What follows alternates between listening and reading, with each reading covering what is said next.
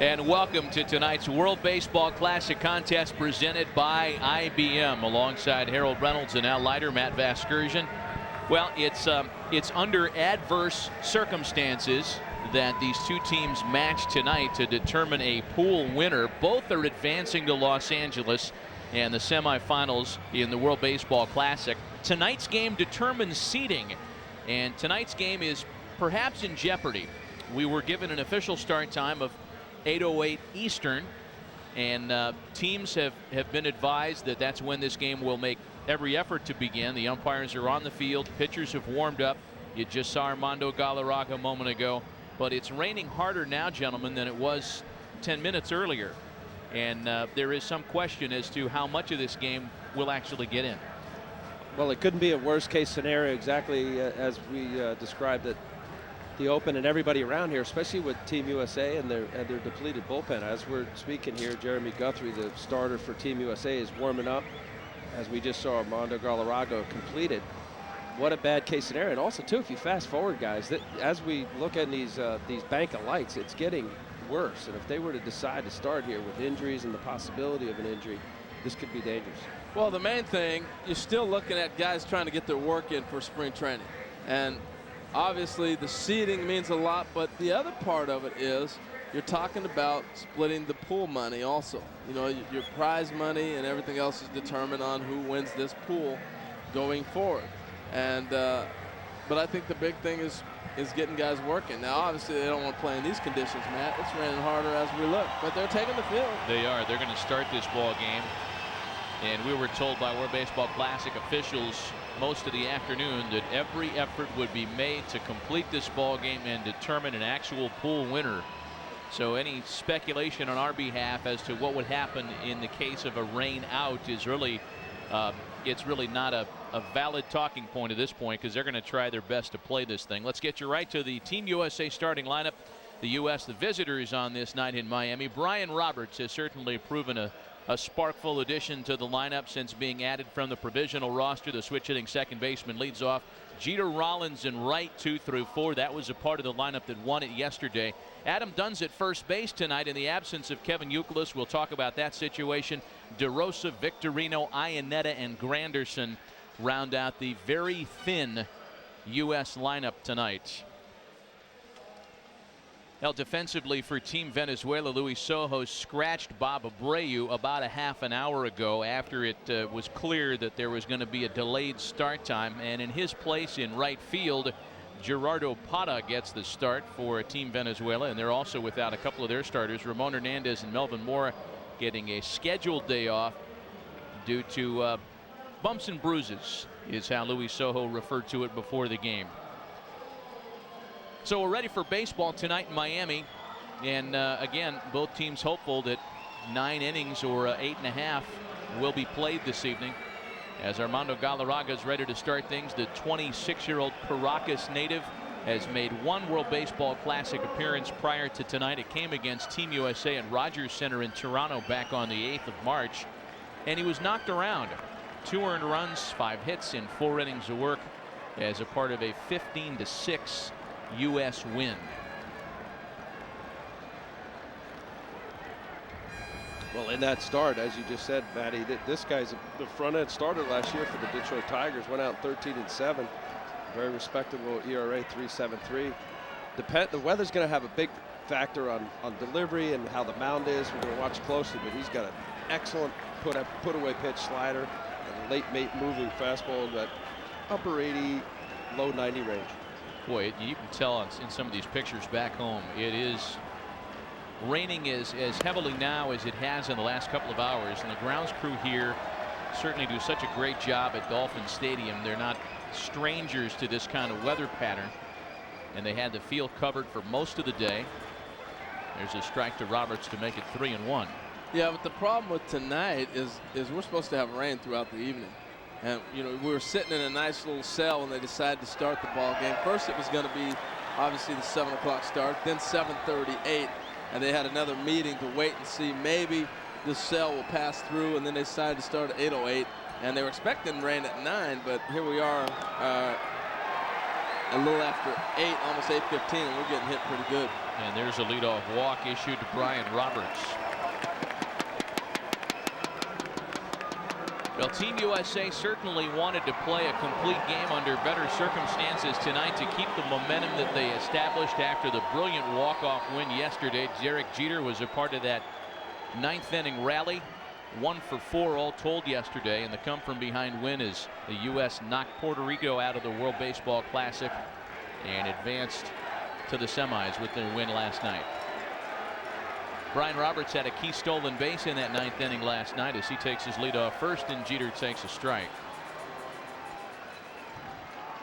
Just genuine excitement last night.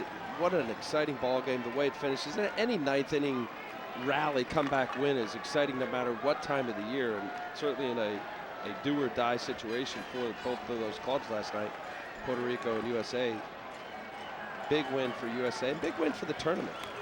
Tell you what, I'm watching Derek Jeter. I agree with you. It was a big win last night, and it was fun and exciting.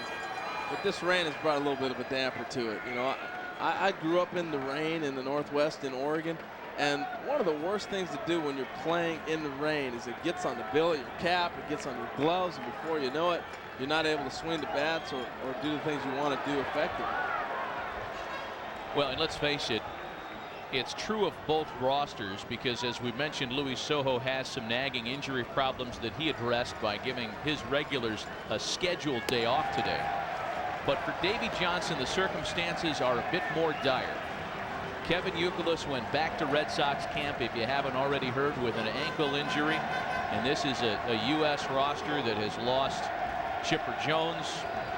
Brian Braun, though still here, is not playing. They're going to do everything they can to resist the temptation of running him out there. Jeter bounces it to Lopez, to Izturis, the double play. Did you see that ball hit the grass and shoot? That was a one-hopper on the grass. It just shot like it was AstroTurf. Nice turn on the double play. The slider, he goes with it. One hot bullet, and Lopez with a nice simple feed gets it to the shortstop for the easy double play. Boy, just tell this crowd that this is only a seeding game. You know, the Venezuela crowd here is reacting as though this is an elimination night. And they have not let the rain dampen their spirits. 2 gone, bases empty for Jimmy Rollins.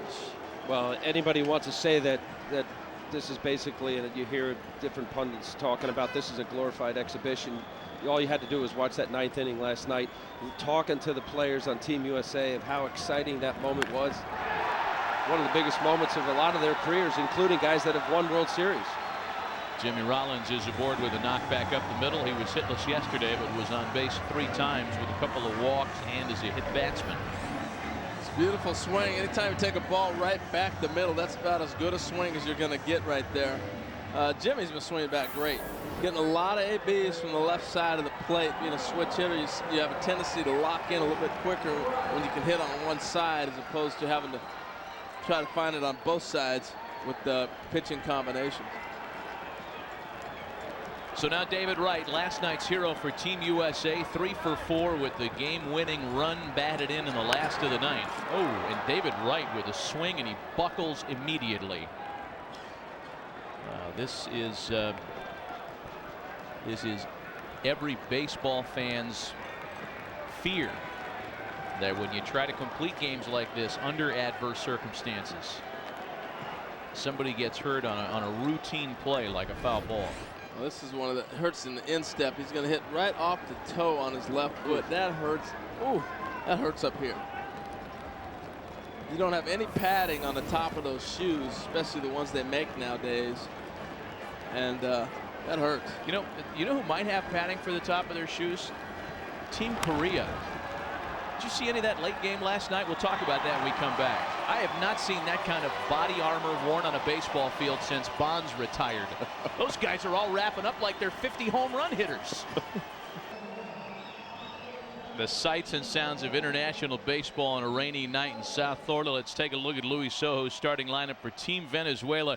Andy Chavez has had a big WBC. He leads off as Izturis and Lopez follow in the first. Cabrera, Guillen, and Ordonez in the middle third. Pata, Ramirez, and Blanco rounded out for Team Venezuela. I'm watching David Wright over there playing in on Chavez, potential bunt, and he is not moving very good at all on that toe. It's no doubt it's bothering him. Jeremy Guthrie on the mound for Team USA, making just his second World Baseball Classic appearance as he falls behind Endy Chavez 2-0. And the Oriole right-hander is good for his strike to make it 2-1.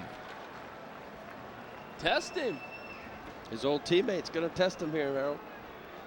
It's raining. He's got a bad toe. I'm butting it to you. And Guthrie's next pitch is bounced to second base for Roberts. Nice play. One gone to start the proceedings for Jeremy Guthrie. That's one of those in-between plays. You either keep coming and you flip it. See a lot of guys flip it out of their glove, or you flip it underhand, or you just keep coming through it and try to make a throw like he did. Guthrie's one World Baseball Classic appearance came as a loss to this Venezuela squad. Gave up 4 earned runs in 2 innings of work on Wednesday. Guthrie, the ace of the Orioles staff. He's a good sinker, late movement, born action in on the righties. Late slider, your typical sinker slider guy. Last year with the Orioles, he's 10 and 12. Comes right at him, throws a lot of strikes. Cesar Torres hits a sand wedge into right field for Victorino, and they're 2 away. It's worth pointing out again, and it's even more of a point tonight as you take a look defensively at the U.S. squad.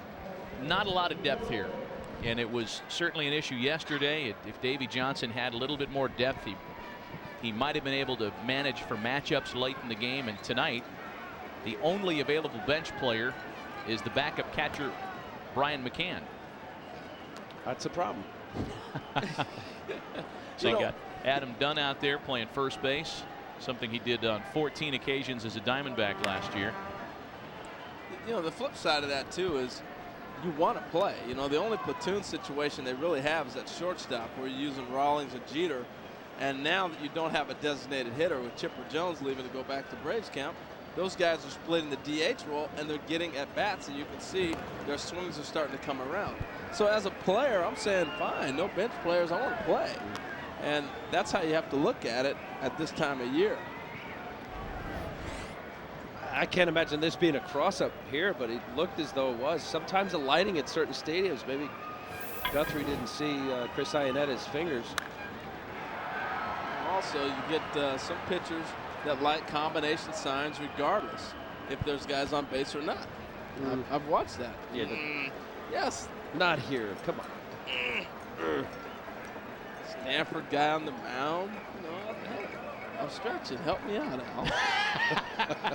A ball and 2 strikes as he counts to Jose Lopez. Lopez was originally penciled in the 7 hole in the lineup tonight, but moved around to accommodate Abreu being given the day as that one gets past right. Slick track, wet rock. Just fouled the ball off his toe. It's already a hang with him for last night's hero. Yeah, this is a tough play. Anytime the ball's moving, you're told to go ahead and try to use your glove when it's coming at you like that. At this advanced stage of David Wright's Gold Glove career, the bare hand is a great play for him. You youngsters watching, you probably want to try to use the glove and see if you can make a play. David Wright, it's a do or die for him, and wasn't able to come up with it, but that's a tough play. Scored as an infield hit for Jose Lopez. Here's the designated hitter tonight for Team Venezuela, Miguel Cabrera. The 4-time All-Star was 1 for 4 in Venezuela's win Monday over Puerto Rico. Well, he's been fun to watch. Every time he gets in the batter's box, he is a special hitter. You know, this was something, Al, that you hinted at when we went on the air. The fact that man for man, Venezuela's lineup might be the most powerful in the tournament. But if you throw out their lopsided win over Italy up at Rogers Center in the pool round, it's been the pitching that has carried the Venezuelans this far in the tournament.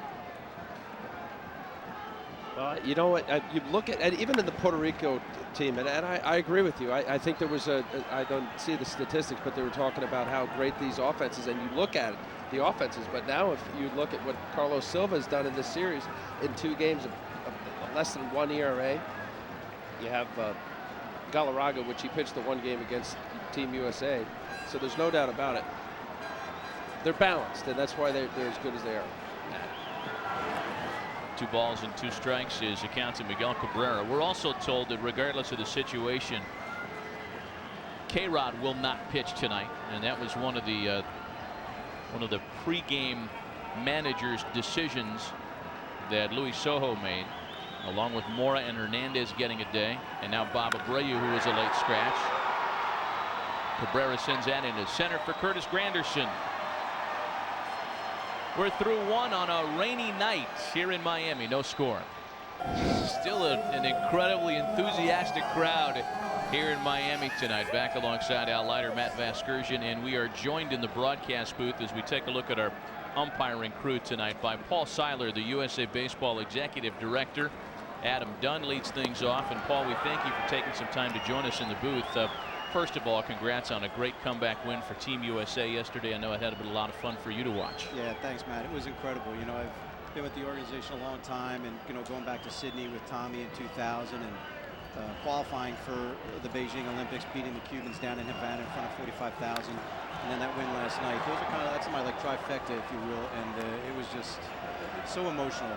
I'm happy for the guys, to get to experience that. It was really special. The thing that's on everybody's mind now, Paul, with these injuries, and I know that precaution has been the order of the day. I mean, nothing has been so significant that it's given any major league clubs great pause. But erring on the side of caution, Kevin Youkilis goes back to Red Sox camp today. Tell us about the provisional roster and some of the choices you have to make as we watch Adam Dunn and some of his offensive heroics from the early stages of the competition in Toronto. Yeah, the provisional rosters were set, though, about a month and a half ago, and basically it was a maximum of 45 players from which your final roster would come. And, that's hard because you're talking to guys, hey, would you like to be on the provisional? Brian Roberts is a great example. He was not, Dustin Pedroia was going to be our second baseman, and I explained to Brian, if something were to happen, you have to be on the provisional to be selected or to be eligible. And to his credit, he said, yeah, anything to do to stay in the pool.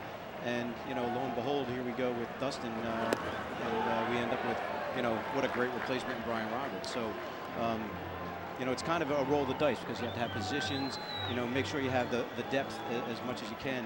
And it's a little bit of a chess match. So going on to the next round, you have Adam Dunn at first base with the Youkilis injury.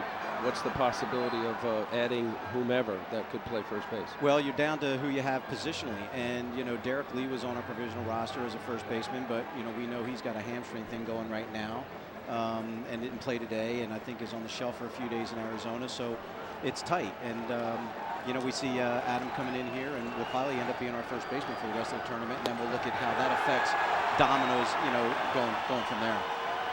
Dunn caught looking at a called strike 3. Paul, before we let you go, we want to ask you about the rain situation as well as we take a look at the pitch that gets Dunn looking.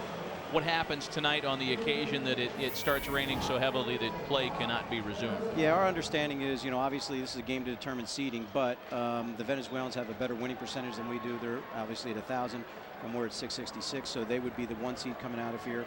There are financial implications. There's money to win your pool. And our understanding is that would be split between the two federations, and we'd move forward from there. Mark DeRosa, the batter. 0-1 to DeRosa. He was 1 for 4 yesterday. Galarraga's next pitch is fouled away, and it's to 0-2. Scoreless just underway. We're in the top of the second. Well, Paul Seiler, we thank you for your perspective from USA Baseball, and again, congrats on the big win yesterday. Best of luck the rest of the way, and we hope we don't have to visit with you during rain again. Amen to that. Yeah. Thanks for joining us, Paul. Thanks, guys. Take care, Paul. Ball and 2 strikes. It remains to Mark DeRosa. DeRosa had a triple against Galarraga back on the 8th of March up at Rogers Center. You talk about DeRosa, the importance of the versatility of one of the first few players that were selected by Seiler and Bob Watson and the coaching staff. Now you see his importance as his ability to play the outfield and the infield. Bounced up the middle and a base hit for DeRosa.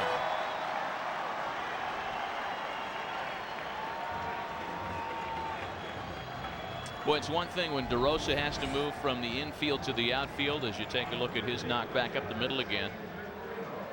It really is a completely different roster now as Harold Reynolds rejoins us in the broadcast booth than it was when this tournament began. And Paul Seiler mentioned Dustin Pedroia. Chipper Jones is no longer with the club. Ryan Braun is not available. Kevin Youkilis, and again, for those just joining us, Kevin Youkilis with an ankle injury was returned to Red Sox camp today after being featured so prominently in the win yesterday, one that included a home run from the Boston first baseman. Yeah, and one thing to clear up with Youkilis too, a lot of people thought he got hurt in the celebration last night. That is not the case. He had that ankle injured earlier on, and he was just kind of playing through it. He'd been getting treatment, and last night it just did not get any better by the end of the game. And that's why the Red Sox, who had been in touch with the doctors here, as they tried a little hit and run action, had been in touch with the doctors for the USA team, and they decided it's time to bring him back, and we will treat him ourselves and keep him in camp. So he had an MRI today, and well, here is the aforementioned celebration. you can see you right in the middle of it there. It's pretty happy to me. Took David Wright's hat and ran away with it. It looked like a fullback taking the ball and running through the hole. Pitch to Victorino is chopped out to third base. Guillen goes the short way to Lopez covering, and they force DeRosa for the second out. Tell you, I love Carlos Guillen, man. This guy, when he was at shortstop, Seattle, and then his early years in Detroit, was as good as anybody in the American League. And you can see here, he's so versatile. Right there playing third base. They played him at first. They played him in the outfield. He's a dynamite player. So with two gone and a man aboard now, it's the catcher Chris Iannetta. Iannetta, the lone member of the Team USA roster, with the exception of Ryan Braun, that did not get into the proceedings yesterday. He homered versus Venezuela on Wednesday. These are two teams that are well familiar with one another by now, guys. Yeah, it's the third game between the two, and obviously up in Canada in the same bracket, they got a chance to see each other play. Same scenario. You know, you listen to both managers, and I know we're talking about the USA roster being battered a little bit. Luis Sojo in Venezuela is in the same boat. Ramon Hernandez got a knee issue, and Melvin Mora with hamstring. You know, we just had Paul Seiler on, and you know, it is about the federations. It's about the money that goes to each respective baseball federation and back to their country to help the younger kids have an interest in baseball. But for the purpose of getting on to Los Angeles, you know, the players and the coaches, they want to win, but it's not quite as important as having already been put into the next round. 2 balls and no strikes, the count from Galarraga. And as a part of this story, thin rosters and weather to be concerned with, both managers are very concerned with how they can use their respective pitching staffs tonight. There are rules that prohibit overuse of pitchers, not that either one of these guys would be tempted to do that. We talked about Chris Iannetta hitting a home run against Venezuela on Wednesday. He had a big couple of games against the Venezuelans. Well, this young man, you know, last night I talked about Alex Rios as a fantasy player that you need to draft, all you fantasy people out there. This young man's a tremendous player. And before it's all said and done, he can play third base also. I think with David Wright's little foot injury, he may be coming out of this thing. We may see Iannetta on the third when it's all said and done. That's into shallow right field. Pata's there for it, but it drops in front of him. That's around the same spot in this field that David Wright found his game winner yesterday. Runners at the corners now with 2 gone for Team USA.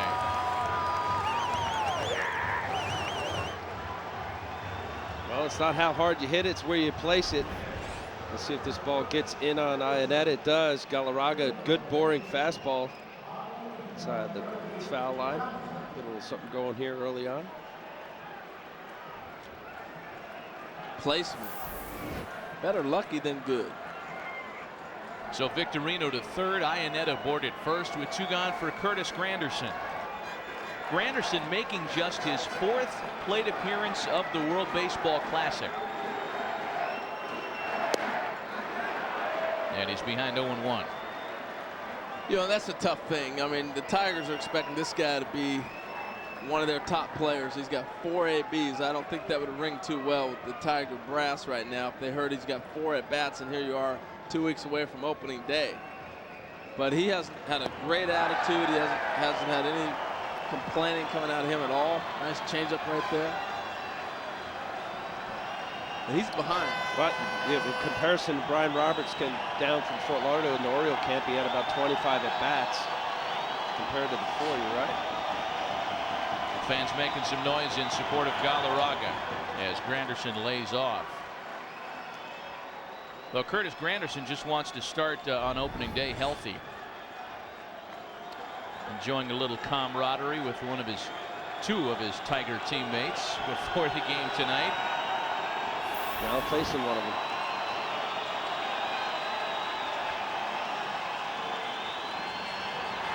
Ooh, nasty. Still 1-2.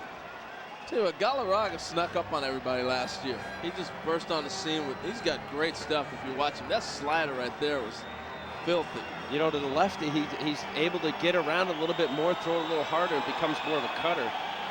Gets more of a flat plane to it, but in on the hands, belt tied to the left-hand hitter.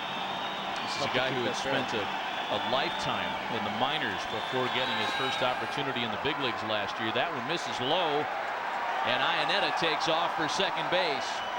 Well, that was a perfect delayed steal. They were trying to steal a run right there. Now you got Victorino over at third base, and Blanco, a veteran catcher, said, you know what, we're just going to let him go. This ball's in the dirt. He's not running because it's in the dirt, but that's your 3 shuffles and you take off. And Iannetta paying good attention to a little delayed steal, maybe trying to draw a throw, and they didn't bite for it. You got 2 strikes on the hitter. Let's go ahead and try to put him away. 2 balls and 2 strikes to Curtis Granderson. Top of the order, Brian Roberts waiting next. Victorino at third. Iannetta the runner at second.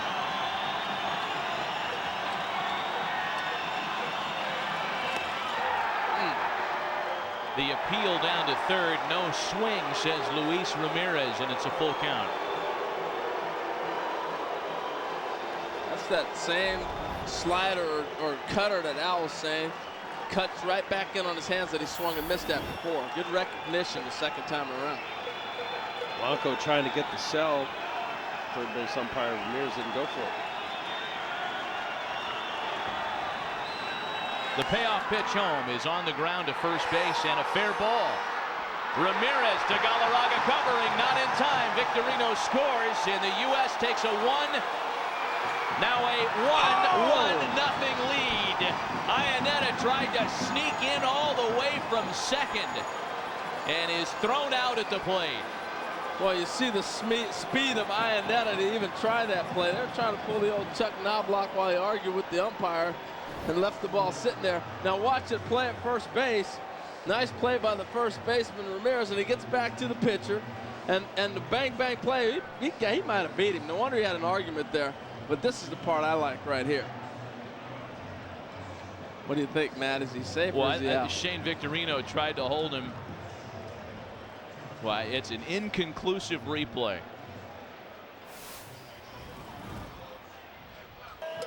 So 1-0 on a soggy night through an inning and a half. Carlos Guillen leads things off for Team Venezuela against Jeremy Guthrie. Guillen, Ordonez, and Pata, and we'll take another couple of looks at those close plays in just a bit. Tell you what, watching Iannetta run, man, I may not have gave him enough credit on that delayed steal. Maybe he did go with the ball in the dirt and took off. Great read on it. He runs pretty good. There's a base hit. Second of the night for Team Venezuela. Well, let's take you back first of all to the play at first base. Very close, as Granderson was credited with an RBI infield single, and then at the plate, even closer with Iannetta trying to score. Oh, he's safe. He's in under the tag. That was the replay, the angle that we were looking for. Here's Ordonez now, and you can hear the response that Maglio Ordonez is getting in the stands. This has been a theme throughout the competition, even dating back to the games in Canada. And Ordonez lines a base hit into the opposite field. McGee into third. Magli Ordonez and his political support back in Venezuela has been received to a very mixed response by a boisterous Venezuelan crowd here. And you wonder how much it's affected him. That up to that hit there, he's only had 3 hits and 20 at bats.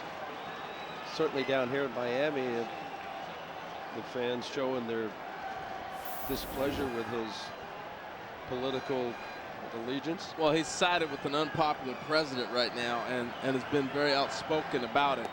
And it's, you know, one thing you can get yourself in trouble when you want to talk politics. Somebody's not going to like what you have to say, and that's really where it's at. He has not deviated from his stance for the president. Here's Gerardo Parra now. Parra has had precious few plate appearances in the World Baseball Classic, and in fact was not in the original lineup that Luis Sojo put together today. Bob Abreu was a late scratch, and that opened up an opportunity for Parra. 0 for 5 so far in the WBC. Did you guys hear about the home run hitting contest that Luis Sojo had with the Big Cat? No. You know, Andres Galarraga was a little more known as a power hitter than Luis Sojo, correct me if I'm wrong. Really? And they had a home run hitting contest, and Galarraga beat him 2-1. Luis Sojo represented, barely lost today to the Big Cat. It was during the workout yesterday. And there's a bouncer to first. Dunn's going to come home and throws it away. Wet Rock scores a run. Well, more than anything, that's a new first baseman, and Dunn hasn't played a lot of first base. Now, he'll be the first one to tell you he could have made that throw. But I will come to his defense. He's throwing on the run. This is not a natural motion, and he has to throw off balance and try to. He's got to change his sights and everything. That's just a poor throw, but I can understand that ball's not necessarily wet. It's just more footwork than anything else. He rushed it. He had a time to set his feet, get closed, and fire it. That ball wasn't wet. It had one hop. He caught it in the air, but it's a big difference from the outfield to infield, and the speed of the game is faster. Scored as a fielder's choice E3. And that'll bring up Max Ramirez. Ramirez getting the start at first base tonight.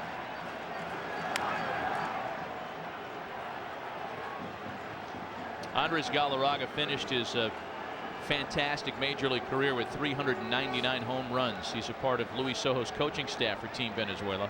Sojo 36. That would almost be like if Barry Larkin had a home run hitting contest against Marcel Latchman. You know, it's just, you know, not quite that bad. Yeah, Louis Marcel. 0-2 to Max Ramirez. I get you. I get your point. The Big Cat used to hit some, didn't he? Davey Johnson hit him during his day. Yeah, he did. So part of that Atlanta Braves team in the early 70s that had 3 40 home run hitters.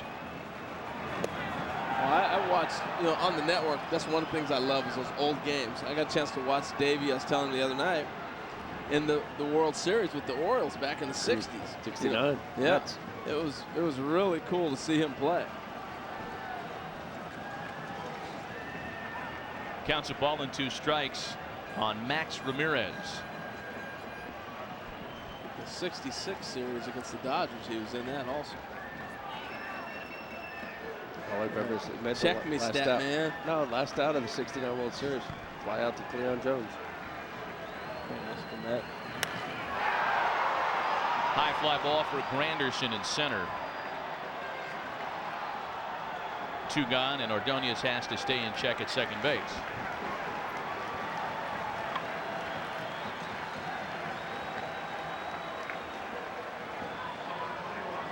And I'm telling you, I'm watching David Wright walk around. I've hit balls off my feet before like that. They hurt a long time, and he didn't hardly move on that throw from Granderson that was offline. Jimmy Rollins had to go a good little distance to cut it off because If it gets by Rollins, that's in the dugout because Dave Wright wasn't moving very well to go get that ball.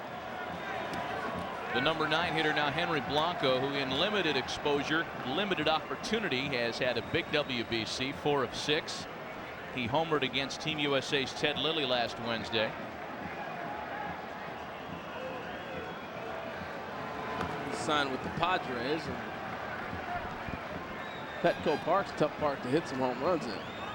Well, Henry Blanco, say this, he's a Louis Soho favorite, we know that, but he is an absolute major league survivor. He has worn a number of different uniforms. He's never hit for big numbers. Came up as a third baseman with the Dodgers in the early 90s, and it was the Dodgers that decided to move him behind the plate, and from there he's had a darn near 20-year major league career. Solid with Milwaukee Brewers for handful of years. Well, you got to have that guy that knows how to get himself prepared, who's not going to play every day, but when his opportunity is there, he produces, and that's Blanco. Get the staff, know the pitching staff, scouting reports, know the hitters in the league. I didn't know that nugget about him playing third, though, Matt. That's impressive. 2 balls and 2 strikes. It amazes me how many guys are able to convert and change to become a catcher. A rocket into left. Forget about what we said about Blanco never hitting much. Ordonez waved around to score. Here's Parra right on his heels. No play at the plate. 3-1 Venezuela. Henry Blanco continues to feast on international pitching in this World Baseball Classic. Well, he tried to sneak a fastball by him, and he was on it right down into the corner. I was wondering what took so long in the corner. We'll get a good look. This ball couldn't have been rolled any better to stop right in the corner. And so there was no chance at the relay to get the second guy, Parra, coming all the way from first base. Ordonez easily scored, but the next runner, you thought there might be a play. It's down the left field corner, and the ball just sat there and died.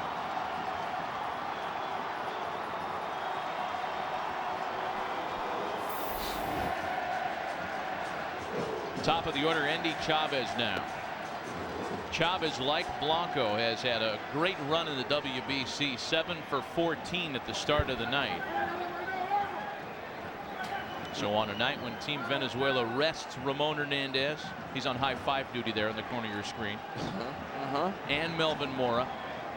And on a night when we're told K-Rod will not pitch, they establish an early lead on a rainy night when 5 innings just might be enough. Endy Chavez going to the Seattle Mariners this year. He's going to be a nice addition for them. They wanted to improve that outfield defense, and he's a guy that can do that. A high fly ball into right for Victorino, and that's the second out of the inning for Jeremy Guthrie.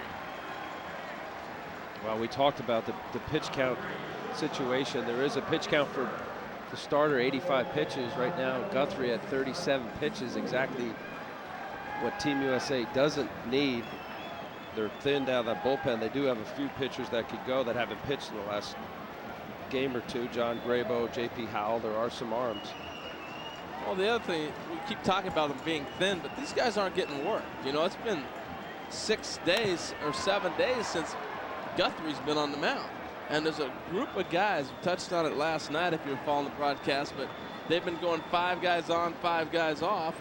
And until you're able to write this thing back where they start playing every other day, those pitchers are not throwing except for maybe every 5th or 6th day, and that is very difficult to do. Correct me if I'm wrong, Lefty.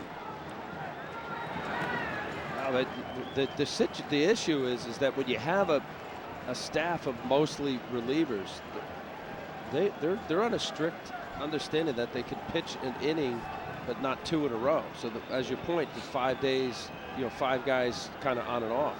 So with the guys who pitched last night, Davey Johnson and Marcel Latchman has to be conscious of who's available. I mean, there are some arms that he could go to if, in the event that Jeremy Guthrie doesn't go that deep into the game because of pitch count. Blanco off second, 2 balls and a strike to Cesar Izturis. 3 in this bottom of the second against Jeremy Guthrie. Guthrie's thrown 25 pitches this inning. He's at 41 for the game, and you know that Davey Johnson and Marcel Latchman need his 85 pitches tonight. It is a thin bullpen. The 2-2. That's hooked into right field. What a pretty piece of hitting by Cesar Izturis. Throw home on Blanco is too late. And it's 4-1 Venezuela. I thought they were going to cut that ball and go to second base and get the lead runner, or get the back tail runner, I should say, to get that out. But again, nice piece of hitting. Ball down. Izturis, tremendous swing. He had some great years with the Dodgers. Had he not got hurt, he'd be one of the premier guys to be talking about. But Blanco, the catcher, there's 2 outs. He's running on the crack of the bat. So now the throw to the plate is normally going to be cut off. And Dunn, again, is playing first base instead of in the outfield. And this ball goes by him, and the runner advances to second base. Well, Marcel Latchman out to chat things over as they fan off Henry Blanco in that Venezuela dugout. Just shining his teeth, do his beard, get the hair right. Marco Scutaro taking care of him. Abreu. And where's the rub down, guys? Where's the rub down?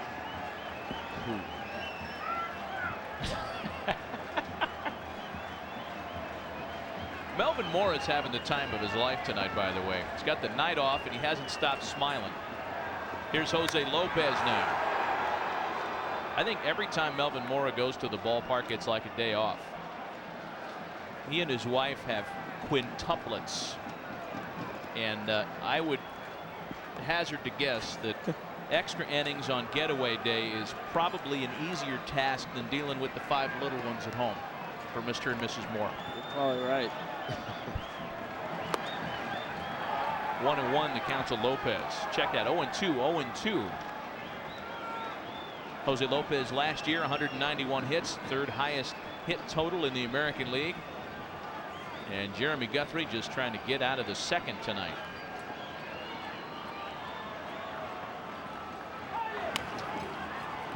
I was watching Jose Lopez in Toronto, and he's raised his hands and allowing him to get through the ball a little bit better.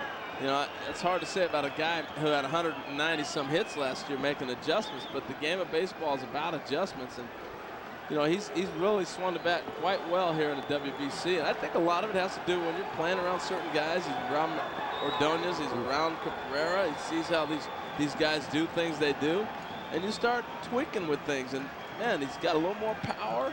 I think he's going to be very productive for the Mariners. Hands being higher, generally you could get to the ball on that inner part of the plate, throw the barrel of the bat. We mentioned Magler Ordonez, his hands are way up there.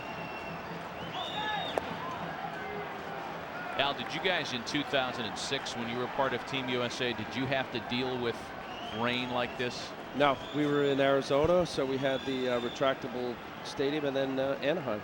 So there was not an issue at all with weather. It's not obviously conducive. I mean, this has just got to be no fun for Guthrie. He's thrown 32 pitches this inning. It's wet. It's a slick rock. It's been knocked around here. 7 days off, as Harold said, his only appearance was up in Toronto, and you know, you definitely need more consistent work. Yes, he can get some side days. He's with Marcel Latchman, longtime pitching coach. They also have Mel Stottlemyre trying to get these guys some work. It's not the same as game. Into the corner and left. Jose Lopez gets into the hit parade. He drives in Izturis.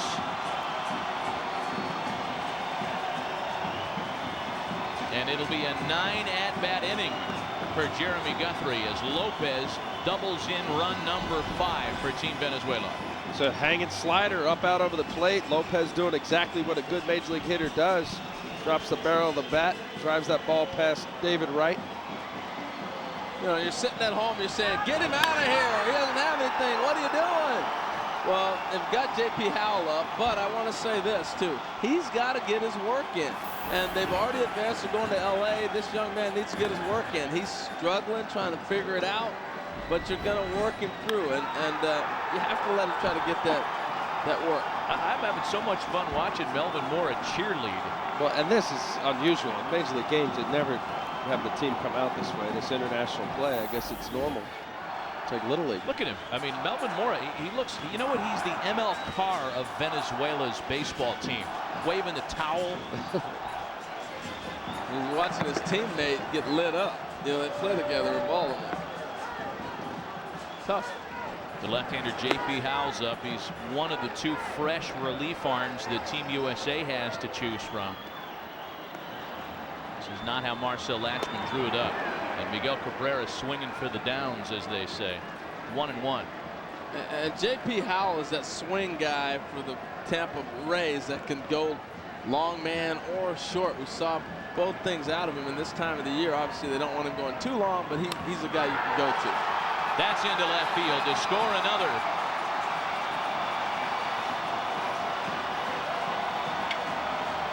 Every member of Team Venezuela has either scored a run or driven one in, with the exception of Chavez and Ramirez in this second. And it'll get even deeper. And now you have to start thinking about the mercy rules in the WBC as you take a look at Cabrera go down and get a ball. You know, we saw a mercy rule win here on Saturday when Puerto Rico defeated the U.S. That game was in the 7th inning. We're only in the 2nd here tonight. So what's it, 15? What's the run differential? It's up to 7th inning. It's got to be 15 runs. After the 7th, it's 10 runs. It's 15 runs beginning with the completion of the 5th. So I mean, you could be 20-2 in the 3rd inning and still be playing. There is no mercy rule until the 5th inning. And we're not saying we're there yet, but circumstances are unusual here for Team USA. Here comes Davey, and he's not going to let Jeremy Guthrie stay out there and have it handed to him any longer. Davey taking his time getting to the mound too, just in case Mother Nature wants to help out. Yeah, he's doing a little rain dance on the way out. J.P. Howell enters for Team USA. Who cares if it's raining, right? If you're wearing the Team Venezuela colors, you're having a pretty good time in South Florida tonight. And Team USA rather has been forced to the bullpen early, trying to get out of the 2nd inning after Jeremy Guthrie gave up the 6th spot. On for damage control, it's left-hander J.P. Howell. And Howell will try to get Carlos Guillen here with 2 gone and a man at 2nd. Boy, and you saw those numbers, him with Tampa Bay. He was a starter with Kansas City, became a reliever, and as Harold said, kind of a swing guy. He can go long, but he really was able to zone down. He's got a very, very good changeup, big sloopy slider, aggressive kind of mentality. Doesn't have the zip extra hop that you would think for a guy who struck out more batters per inning. 92 strikeouts, as you saw, with 89 innings. He's found the home down in Tampa. Very valuable asset to that bullpen. Former Kansas City Royals first rounder out of the University of Texas in 2004, and made his major league debut a year later and became the 2nd fastest player in the history of the Royals to reach the big leagues, second only to Bo Jackson, who signed in June of '86 and was in the big leagues that September. He broke all sorts of records at University of Texas, past Clemens and Greg Swindell. Great program there. Good carry on that drive into right. Victorino has to back all the way to the track. So a long last of the 2nd is finally put to bed. All told, Venezuela's on the board for 6. They lead at 6-1.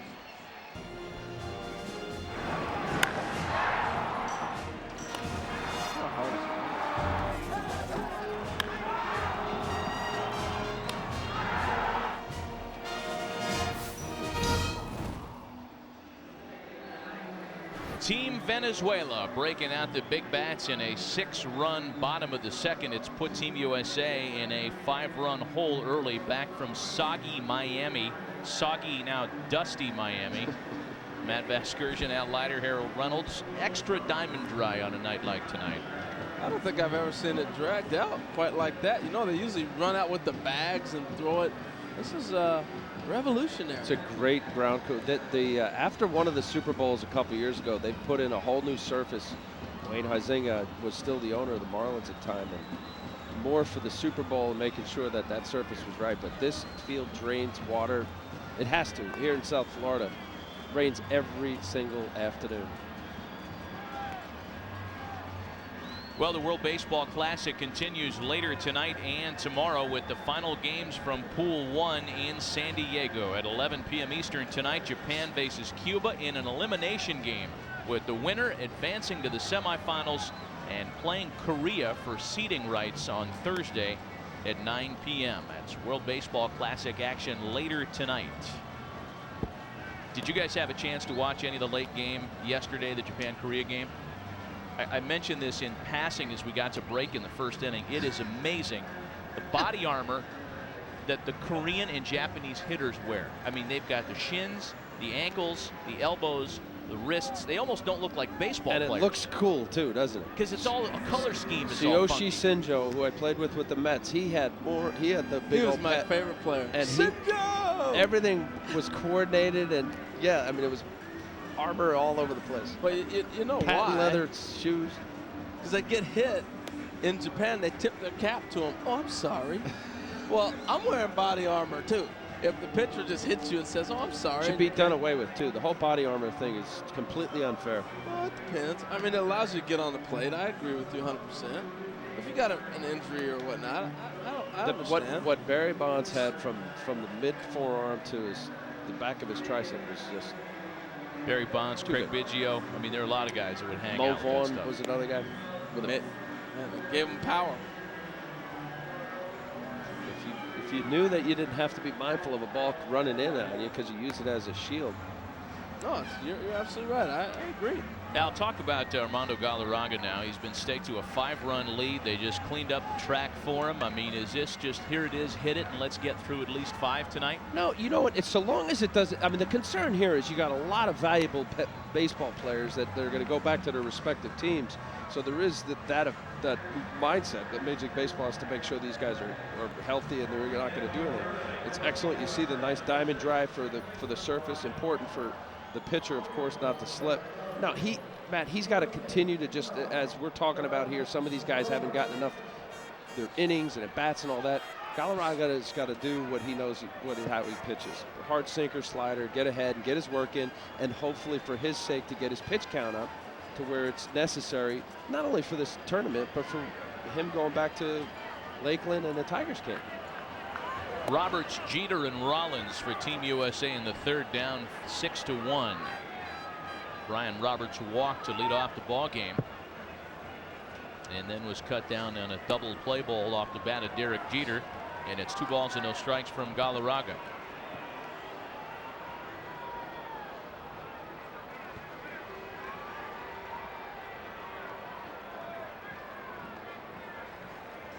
Still raining in Miami, albeit not as hard as it was when the first pitches were thrown at just after 8 o'clock Eastern tonight.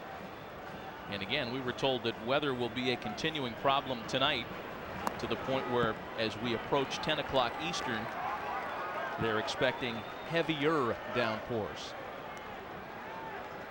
And if that's true, Matt, I can't imagine them continuing on, knowing that, well, let's see how many innings get by here. If it gets through 5, it doesn't matter.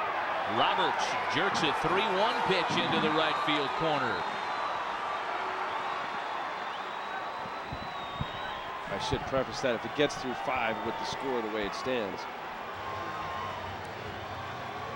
Well, again, these guys are going to try to have good at-bats. Nice at-bat by Brian Roberts, who got a 3-1 pitch, got a fastball right where he's looking at it, drilled it into the corner. That's all you can do. Just keep getting your bats, keep taking good swings. Is there ever a left-handed batter that you know, that you've seen, Harold, that doesn't like a fastball down and in? No, that's the perfect pitch. And the reason why, I've heard people ask that as we get a chance to see the captain, Derek Jeter, at the plate here. The reason is most hitters that are left-handed, you throw right-handed. And so you got that bottom hand that pulls the bat straight down through. Think about it. Yeah. You were a left-handed hitter, left-handed thrower, right? Yes. So you had a tough time getting down. You probably hit the ball up. If your bottom hand is your dominant hand, you're going to pull that bat through pretty good. That's out to right center field and well struck. Chavez is in the gap to run it down. A fine running catch by Andy Chavez.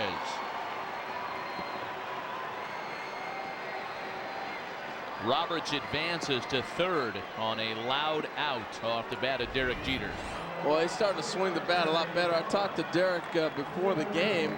He said, I'm finally driving the ball. You saw him last night in the 9th inning.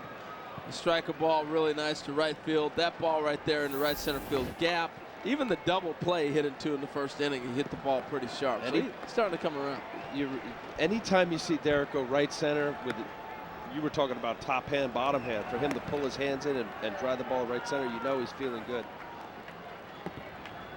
So now Jimmy Rollins, he singled in the 1st.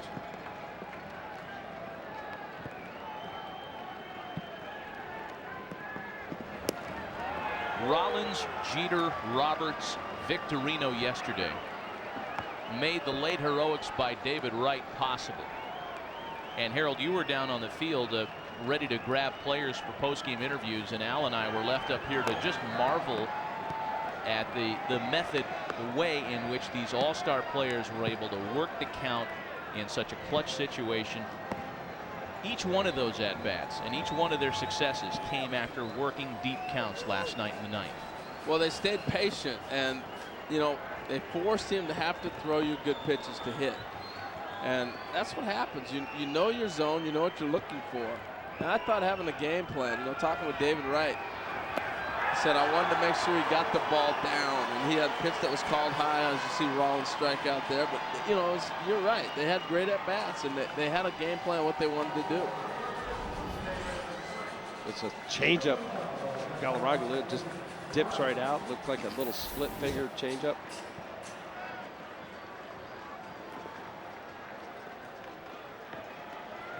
So now David Wright with a runner at third and 2 gone. Wright grounded out in his first plate appearance tonight, but not before fouling a ball off his toe. And he was tested immediately on trying to barehand a ground ball his way defensively the next half inning. Yeah, it'll be interesting to see how he approaches the plate, the pitches here, if he's able to feel good and chase certain pitches. I know I didn't want a ball down and in after I hit a ball into my toe. Forget that. And as a pitcher, that's where I was going. You get a guy hit off the foot or back leg. Forget that. You can have it. Strike 1, 2, and 3. I'm out. Well, in his first at bat after the ball off his toe, Galarraga came right back with that sinking fastball in and hit a little grounder to third. 2 balls and no strikes from Galarraga. 26-year-old right-hander deals on 2-0, and it's in for a strike. You know, this has not turned into something that a lot of people were talking about on the field before the game. There was this sentiment that tonight's game might play out like a March 31st game. That last game before camp is broken, where guys go out there and swing at the first 2 pitches and just try to get through it healthy. No, I think the reason being is most of these guys are still trying to get good at bats. And talk about good at bats, here's David Wright last night. There's the ball down, he just drove it the other way. You know, but that's what you're trying to do, get the good ABs and try to see as many pitches as you can and do what you can do with it. It's Kevin Youkilis helmet thieving from last night. I love that video. That was funny. We got a Youkilis update, by the way. First a 2-2 to Wright. The Red Sox have issued a statement regarding Kevin Youkilis. There is his helmet thieving once again. Brilliant stuff. He's diagnosed with a mild left ankle sprain and mild Achilles tendonitis in his left foot. Both MRIs were negative. That is the good news out of Fort Myers. Don't mess with that Achilles tendon, man. That's a nasty injury. And David Wright comes back to work ball 4. Speaking of good plate appearances, once again, now runners at the corners with 2 gone. Galarraga not happy with home plate umpire Bruce Dreckman. The previous pitch he thought was a strike. That one there a little above the belt. Well, it's tough on the home plate umpire because you know what? You want to expand the strike zone. It's a 6-1 game in the rain. It's nasty. So you want to expand the strike zone a little bit to get the game going. I think he had 2 pitches right there to expand. Well, it looked like he did earlier, and then he shrunk the zone. So, you know, getting back to what you said, Matt, having been a pitcher, not a hitter, you hear more guys in the clubhouse, especially a getaway day at a spring training or something like that you're talking about, where guys, just be aggressive, get after the first pitch. More times than not, you see the guys that they get in there and they end up still having the quality ABs, as you say, Matt. I imagine that's really hard, especially here. These guys, they're playing the game. They're going to get on a plane, fly out to Los Angeles. They want to have good at-bats. You talked about guys not having enough at-bats and plate appearances. You want a quality at-bat, so you want to do it right. Well, plus you're facing, a lot of guys are facing pitchers they've never seen. So you want to try to get a pitch in your zone that you know you can handle. Here's Adam Dunn now with runners at the corners. He will be Team USA's first baseman moving forward in the absence of Youkilis. That's an interesting conversation because Derek Lee was the other guy that they thought they could add to the roster, and he's injured in Cubs camp. And then the next choice, he was the last first baseman. So the next choice was possibly Evan Longoria being added to the But roster. this is it. That's what Seiler said, that this will be the first baseman. And again, and we talked about it a moment ago, it's not completely unfamiliar territory for Adam Dunn. Made 14 starts there last year after being traded to the Diamondbacks. He has made nearly 100 career appearances as a first baseman between his Cincinnati days and his 2-month stint in Phoenix last year. And he's been working over there in practice. We saw the play in the first inning and also not cutting off the relay throw earlier. Those are things he's going to have to get familiar to real quick. And it's a tough task. Galarraga starting to labor with his command as he approaches 60 pitches now. That loads the bases for Team USA with 2 gone for Mark DeRosa. As common during the season, when a pitcher gets tired and fatigued, first thing that goes is location. Yes. And you're seeing signs of that right now with this young man. He's tired. And here's a hitter who has had success against Galarraga in this World Baseball Classic. He tripled against him last week and has singled against him tonight.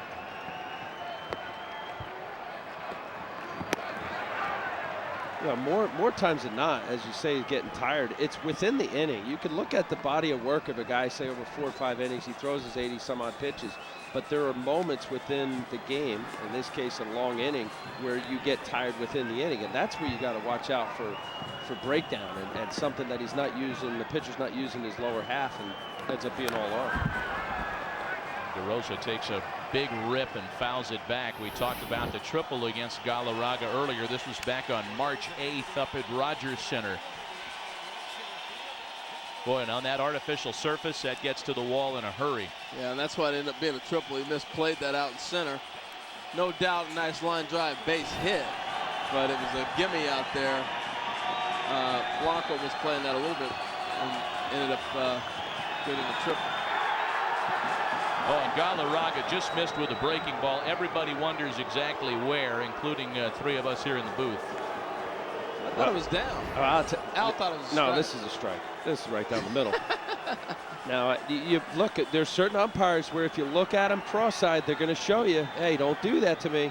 Galarraga now barking back at Bruce Dreckman.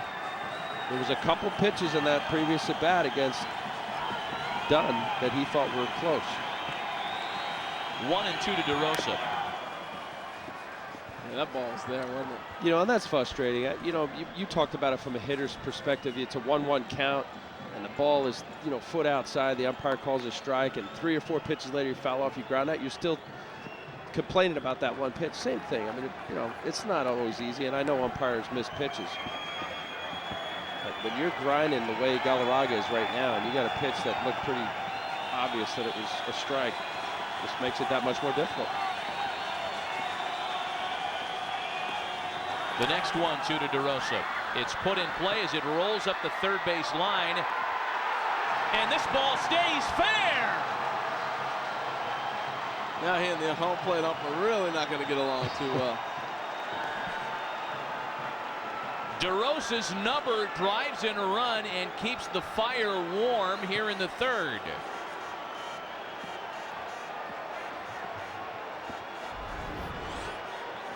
Well, he had no play, so you may as well just let it roll as long as you can. And usually when this ball gets fouled, that's when you grab it, but you can't touch it. If it's any part of the ball touching that white line, it is a fair ball. That comes back. That comes comes back. And then he tried to stick it out. So you can see, obviously, the Florida Marlins must have some guys that can run the bases. That's a good point. That's a member's role right there, ladies and gentlemen. Fair ball. Great call by home plate umpire. I've never seen that. You're right. If you got a running team, as Harold said, the grounds crew will slope that line inward, and the opposite of that, obviously, if you don't have guys that can scoot, it'll fall off. Here's Shane Victorino now. Now, I'll throw a little infielder who used to bunt trick on you. You'd come out early. Now, the tarps were down today, so they didn't get a chance to really check the lines. But you would come out and you would roll a baseball down the lines to see what you're going to be able to get away with. If it comes back or if it doesn't. It's one of the first things you do when you get to a ballpark. 0-1 to Victorino is wrapped softly to second base. This is going to get Galarraga out of the inning. But Team USA is able to get one of those runs back immediately. We played just 2.5. It's 6-2 Venezuela. Back alongside Al Leiter and Harold Reynolds, Matt Vasgersian. Nice to have you with us on MLB Network tonight. We have certainly enjoyed bringing you this portion of the World Baseball Classic from Miami.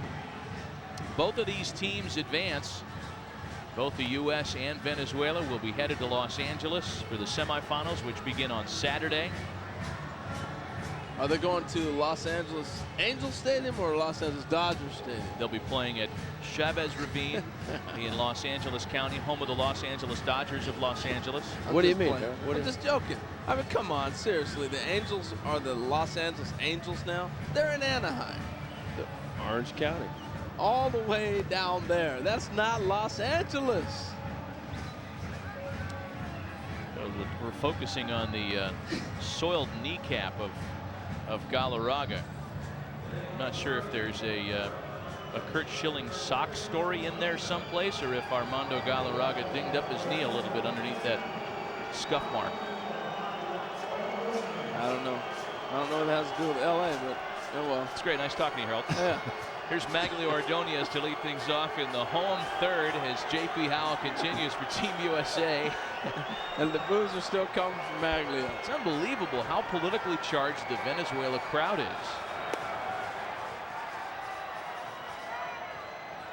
Ordonez takes a strike.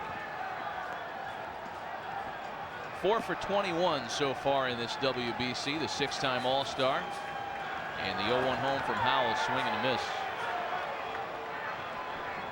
You know, it got to the point on Saturday, guys, when we were here for the preliminary or their first game in this round against the Dutch, when some of Ordonez's teammates had to pop out of the dugout and reprimand the fans who were on him as hard as they were.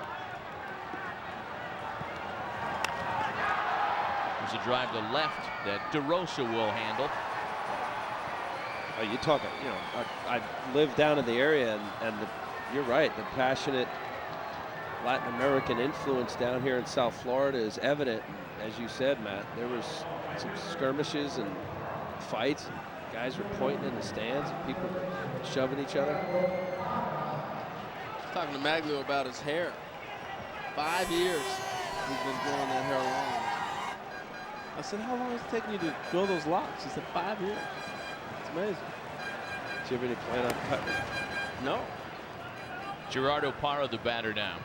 He reached on a fielder's choice and scored in the 6-run second. He's had a maintenance cut in 5 years, hasn't he? He's maintenance. Yeah, he's kept it tight, but it's long.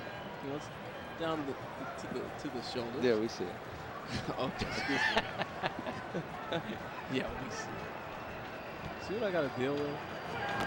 Howell's 1-0 pitch misses low, 2 balls and no strikes. You know, talking about passionate fans, I have a friend who owns a bar in the Upper East Side, Manhattan, and he had texted me after the game last night talking about, you know, the passionate fans and how supposedly the U.S. fans are kind of indifferent, or certainly not as passionate as we saw here at Dolphin Stadium over the weekend. And when David Wright got that hit, packed bar, everybody standing, chanting USA. I mean, really fired up stuff. Which, as he described it to me, it was a good moment. It was not only, you know, a good moment for fans of Team USA, but also the tournament as a whole. I think last night's win for the Americans sold a lot of U.S. fans on the World Baseball Classic. As you see Ramon Ramirez up in the Venezuela bullpen. You know, the worst tag that any American team gets, whether it's Olympics, whether it's female softball team or male baseball or whatever it might be, is that they don't care. They're not passionate. And that's so wrong. I mean, these guys are laying it out on the line. And you saw it last night in the excitement and enthusiasm at the end of the ball game. I talked to our colleague Barry Larkin about last night. I said, how did that compare to when in 1990 you guys beat the Oakland A's? He said it was no comparison. So I'm thinking, all right, no comparison, world champ, Cincinnati Reds. He said that was way better last night. The feeling of... Really? Yes, he did. Barry said that. Did he really? I was surprised. You bought that? Well, and his explanation was because it wasn't a compelling moment through the whole series. They swept the A's that year, and it wasn't a do-or-die situation, which also mounted the... It's the World Series, though. No, but put that way, I understand what he's saying as far as a moment, a crystallized moment. That's right. Down by 2, 9th inning, you need the score, you're going to go home. I'm glad you two are on the same page. I don't know. I'm sorry. So you call him a liar? I'm not saying he's lying. That's strong, man. I'm not saying that. 0-1 the count to Max Ramirez.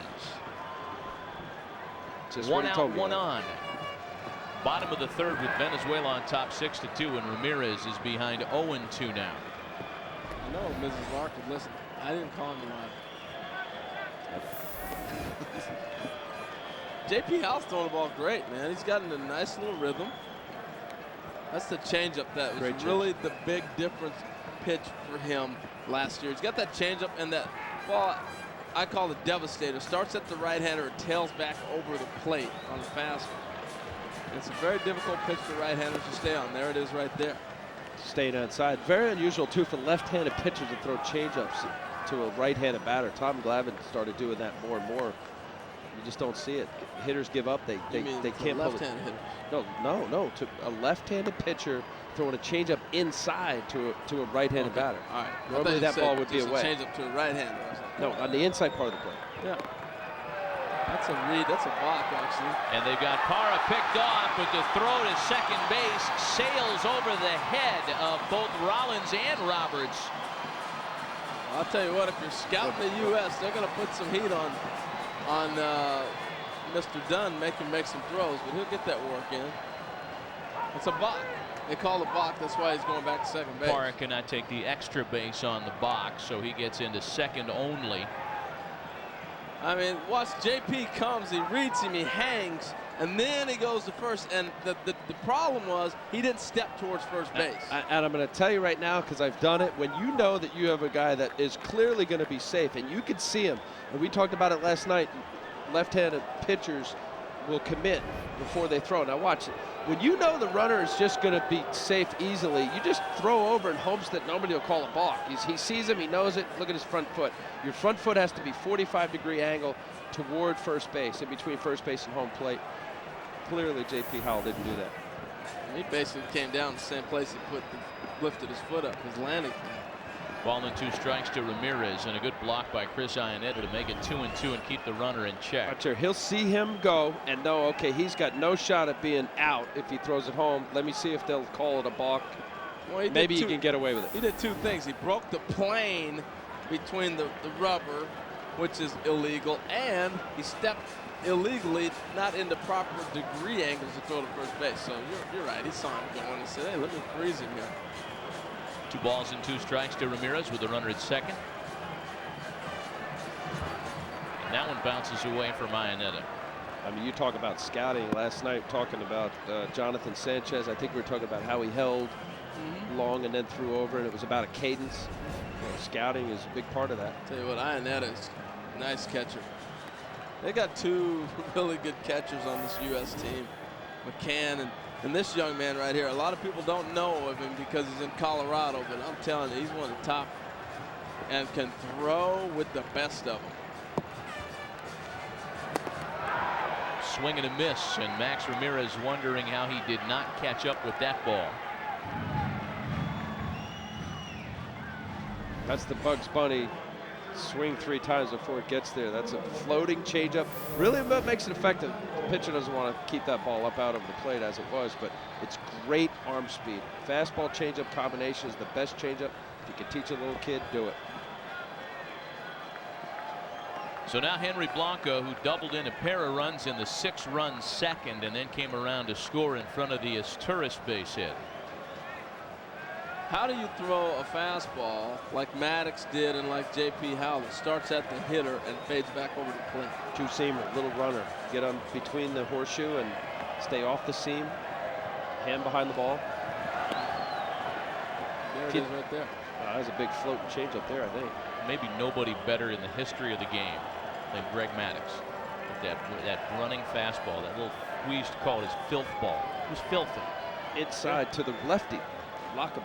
I call it the devastating because there's nothing you can do with it. It's just devastating.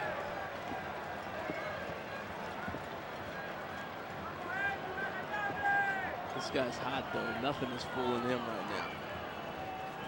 Look at Iannetta getting up in the Bill Dickey stance there, standing tall in the strike zone and receiving a called strike 2. This was Henry Blanco in the second. One of the ropes into that left field corner when Jeremy Guthrie really had it, had a lot of looking behind him to do. Yeah, I felt bad for Guthrie. You know, that's only his second out, and he just has not got work. That's all that came down to. 7 innings, you're scrambling, you got to start. WBC, you want to get your work in. You also don't want to embarrass yourself. Just never got going.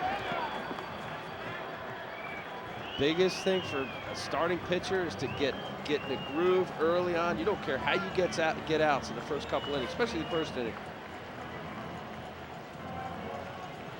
Well, there is bullpen activity in the U.S. pen as John Grabo is up, and we're sure that that's John Grabo tonight. It's not Thornton? Not Thornton. They had to uncover half of that bullpen mound because it is continuing to rain, and they have both mounds covered in each bullpen. And Blanco's out in front. Boy, that cambio has been filthy for J.P. Howell here tonight. Nothing in the Venezuela third. Welcome back, and a reminder to join us during the regular season when MLB Tonight brings you live nightly coverage of every major league game from the first pitch in the East to the final out in the West. You won't miss a thing. Breaking news, live look-ins, highlights, analysis all night long. MLB Tonight every Monday through Saturday throughout the season on MLB Network, our national pastime all the time. Chris Iannetta leads things off in the visitors half of inning number 4. Back with Al Leiter and Harold Reynolds. Matt Vasgersian in wet Miami tonight. It has not stopped raining since opening pitch was thrown at 8:08 Eastern tonight, roughly an hour after scheduled first pitch time. On the line tonight is a pool winner and seeding for the semifinals, which begin in Los Angeles on Saturday. See Brian McCann enjoying a night off, the only U.S. position player to claim such a thing. Yeah. Think about it. They're trying to keep the bodies healthy. And watching Adam Dunn and having Paul Seiler talking about the options, there are no options.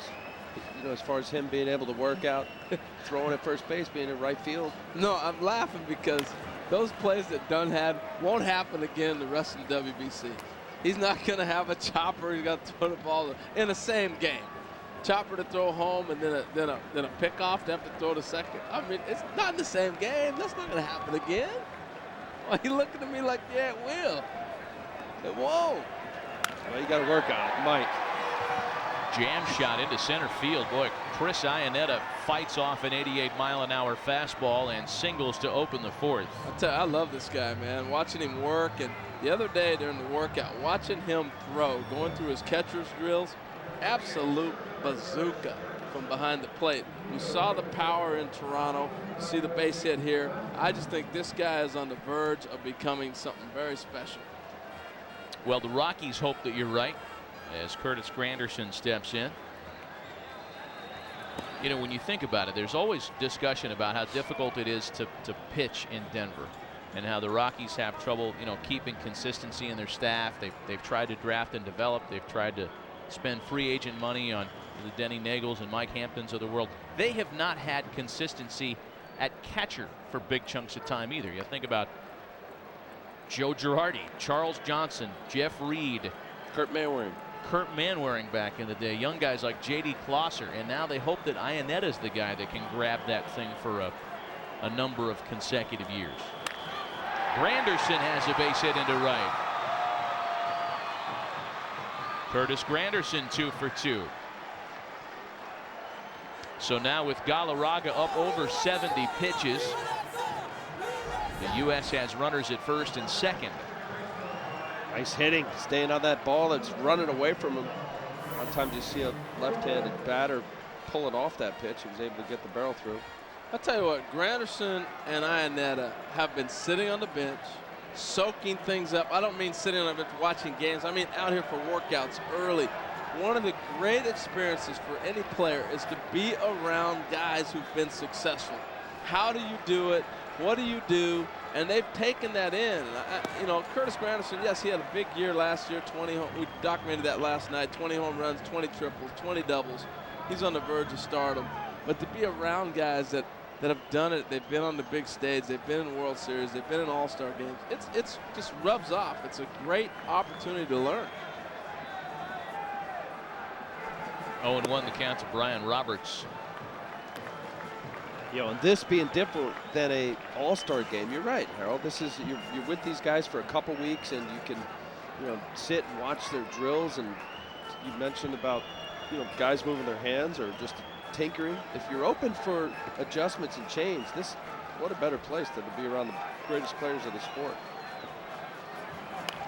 Well, nobody can teach you better than somebody around you. And, you know, Brian Roberts is another one of those guys. As you see his big nights, he's stepped right in. He's so excited to be here and be around the guys. And, you know, the All-Star game, it's really 2 days you're around people.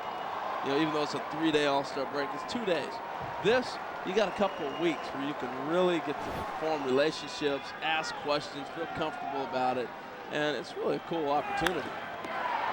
Roberts swats at a four-seam fastball and sends it out to left field for Ordonez, who makes a catch.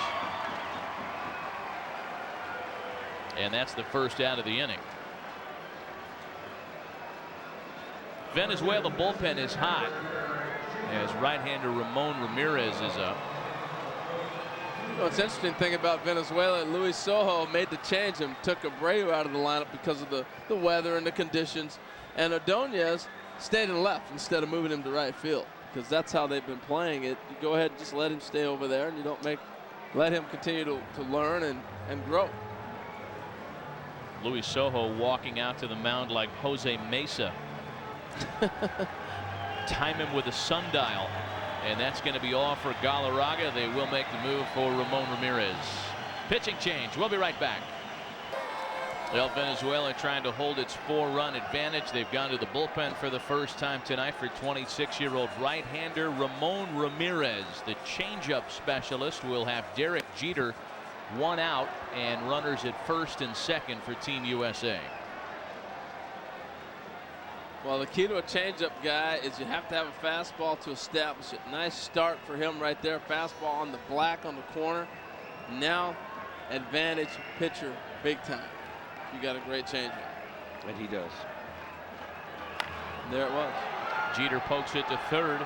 Guillen to Lopez, throws it away. Everybody's safe. Here comes a run to score, and it's 6-3 Venezuela. Well, that's one of those situations where Guillen, ranging way to his left, he just tried to get rid of the ball. I think the second baseman was anticipating to turn a double play. It was just a throw off. You try to square yourself. It's hard to see from this angle as we get a look at Ionetta as he sees the ball go into right field and scores. But, you know, as a second baseman, you're trying to just get a force play right there. You know you're going to have somebody on you, but Guillen clearly threw that ball a little bit too wide for Lopez to handle. Score it as a fielder's choice E5. They hang the error on Guillen on the throw. It's just a 3-run deficit for the U.S. Runners at the corners with one gone for Rollins, who has singled and struck out tonight. back to the effectiveness of that changeup. You throw that first pitch strike, that fastball, now all of a sudden you get that hitter out in front. That's what happened to Jeter. There it was again. 0-2. You know, and I think if you go to a guy like Ramirez, who's got a superb changeup, as we just saw with Jeter, and that pitch with Jimmy Rollins, it's not so much, as Harold's saying, about the velocity of his fastball, because his velocity is average, below average, 87, 88, but it's the command of throwing it for strikes, and now creates doubt. That 86 pop upstairs, speed up the advantage of the eye for Jimmy Rollins, and that changeup just is devastating because it looks like a fastball. Yeah, and what you try to do sometimes against a guy like this is you just sit on his changeup. If he throws you the fastball, then you go ahead and try to go get it. Now, I know you're supposed to hit off the fastball, but a lot of times you will change it with familiarity. He sat on a changeup and he got it. It's bounced to first, and Ramirez plays it safe at first base. Thought about coming home, but Granderson wasn't buying it off the bag. And there are two gone now as Jeter advances on the play. Well, a lot of people will play ground ball contact, and you're going to run on contact. And Granderson obviously was not playing contact, and you're running. And that's what the first baseman was thinking. I'm going to go ahead and get rid of this ball and get home with it. So now David Wright.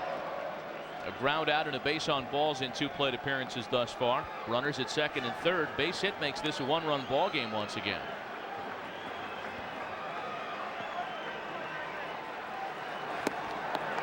And Ramirez establishes the fastball for strike 1. So what's coming? A little changeup. Listen to Marcel Latchman here between us. Don't you have to double up on the fastball every once in a while, left-hander? There it is. Like that? Yeah, he did.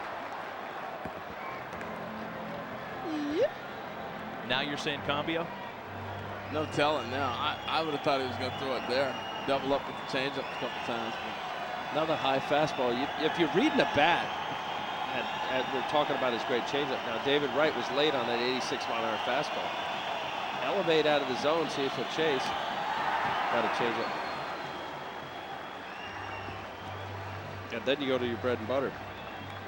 Well, he can do a lot of things. The problem right now is he's keeping it up. If he throws one in the dirt, that changeup down, it's really tough to pick up.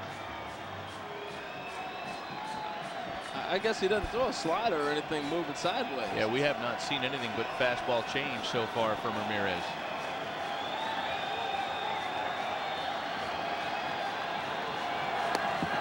Dead red.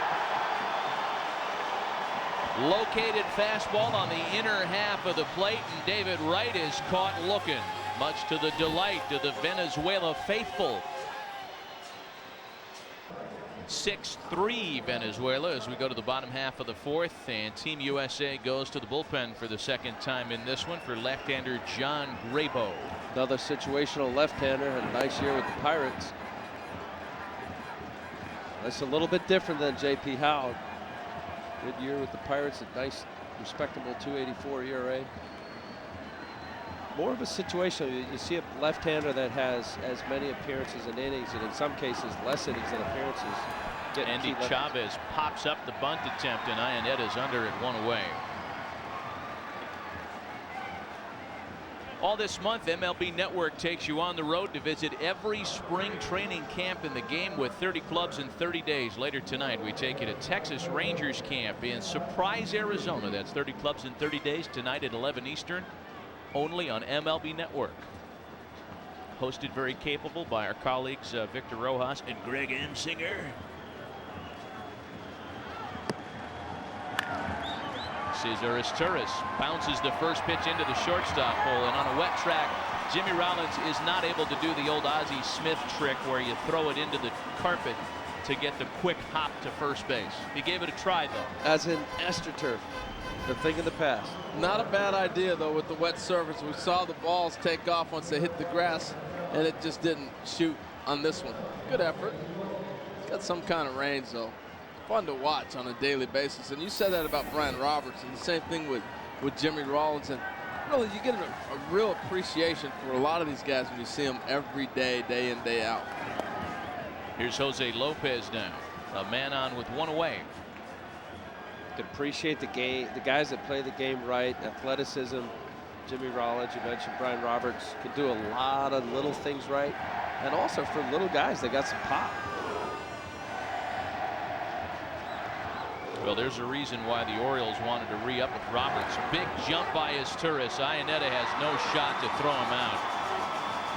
Nice play by Roberts right there, because that ball's going into center field. But he got a great jump. Another guy with another terrific jump. Tough pitch to throw on, way out of the zone. Good running by Izturis. That's stolen on the pitcher. Harold was mentioning Iannetta's got a fantastic arm. Under 2 seconds to second base. So now Lopez can drive in a run with a base hit. He's 2 for 2 so far with an RBI tonight.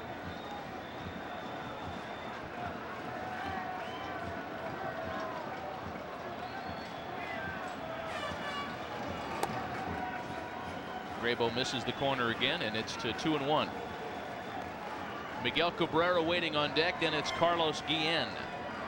As is the case with Team USA, there's no soft part of this Venezuelan lineup.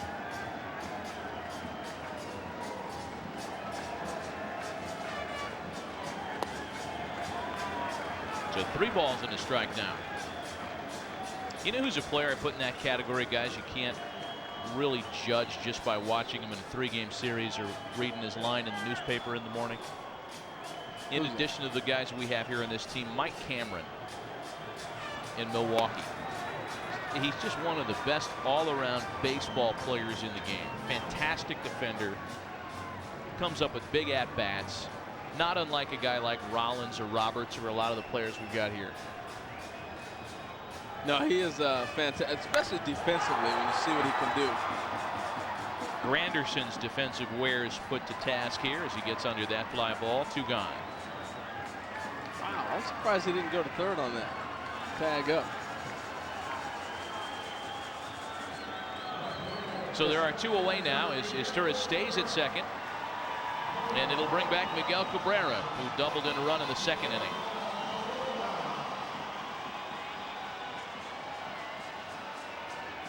You know, some people look like they can just hit, and he looks like he can just hit.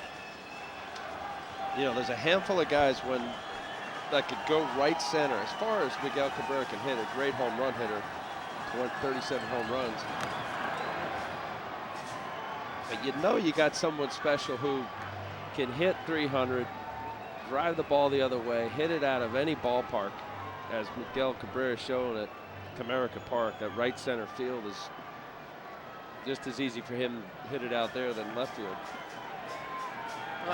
You know, I touched on it last night with Alex Rios, just maturity as you continue to play and learning situations and when to let the bat fly and when not to. This kid right here, in a few more years, he's moving into that time now where he's got some hitters around him in Detroit, really learning how to hit. Bobby Abreu and Melvin Mora, a couple of the Venezuelan stars in the big leagues, both produced by the Astros, as Cabrera fouls that one away. You know, the Astros, guys, and we talk about how Venezuela has become such a hotbed for major league talent. The Astros were one of the first teams to go down there and develop players. And it was that class of guys like Richard Hidalgo and Bob Abreu. They had an oil executive on their payroll as a scout in Venezuela. And this gentleman had a very keen eye for talent. And he was among those down there under Astro employ, importing players into the States. Well, even goes further back than that. You start thinking about even Puerto Rico's influence when you got Jose Cruz Jr. and then Cesar Cedeno coming over from the islands also. You know, there was a lot of guys that go way back. Marty Martinez was one of my instructors at the Mariners from Cuba when Cuba was opened up before Castro put the clamps on that place. So, yeah, the Astros have really done that for a number of years. And you guys know as well as I do, it takes 1 or 2 teams to become active in a certain part of the world. And It's not long after that other clubs are down there with academies and developmental schools as well. And also who they admire. That, you know, the young kids growing up in the respective country, if there's a superstar player in the States, they want to emulate him and follow his progress and see what team he's on, and obviously that's the team you look for. As Cabrera shoots that foul, 2-2. That's what's interesting about the two young men out of India at the Pirates side. You know, they're trying to get that working even over there. You gotta explain that story because it is pretty cool. That's all I know. It was the $1 million arm. They had a bunch of people go and try to find the guy with the best arm, and they found these two kids, a lefty and righty, brought them to the States, and they had a contract. And there's a base hit by Cabrera. Here comes his Turris. No play at the plate. It's 7-3 Houston. And look at David Wright. He couldn't even get into the cutoff position in that situation. Now, a lot of times that's the third baseman. I know he went after the ball. But if you watch the replay, this ball's through the 6-hole here. David Wright goes after it and gingerly tries to get back. Now, the first baseman's supposed to rotate over. They don't have a cutoff man. And this ball comes through. Another thing that Adam Dunn is going to be asked to do and learn real quick. Rotations on plays and different things that happen. Here's Carlos Guillen now. And that's another reason they're running with abandon, saying, all right, go to make Dunn throw you out at second. That's why they're going on first movement. I played with, I know Mo Vaughn had a tough time throwing at the end of his career. The same thing, if you threw the ball over and there was a speedy runner, they were going. Big lead, baiting him. John Grabo having allowed a run in his 2/3 of an inning so far. After Grabo, guys, Davey Johnson told us before the game he had Howell and Grabo fresh. He's going to have to bring somebody into the ball game that he would prefer not using. And oh, by the way, it's only the 4th inning. Well, I think you got to see LaTroy Hawkins. We haven't seen him for a few days. That's got to be a candidate to get back in here. Thornton we will probably not see. We've seen him a couple of games in a row. And there's a strike to 3-1 now on Guillen. Saw Heath Bell the other day. They've emptied out that pen. Hannerhan. Well, talking to Davey, Hawkins, without a doubt, his last appearance was only 7 pitches, so he should be able to give you at least a couple of them. Full count now, 3-2. By the way, just to finish the story on how the Astros were so active in Venezuela, and it was killing me. I could not remember the gentleman's name, the scout that had so much success down there, Andres Rainier. Listen to some of the players he signed. Bob Abreu, Freddie Garcia, Carlos Hernandez, Melvin Mora, Johan Santana. Wow. Lined into center field.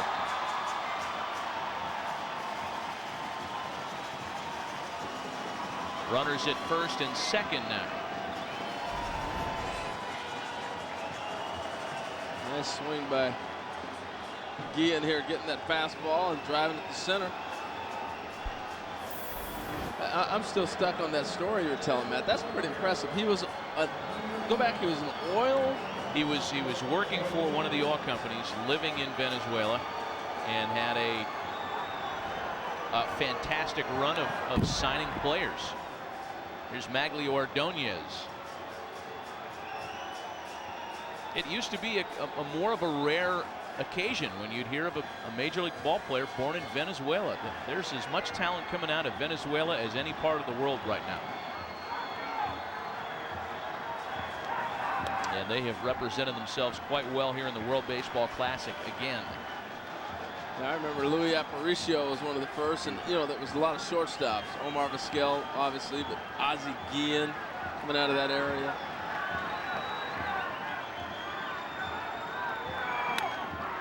Another base hit.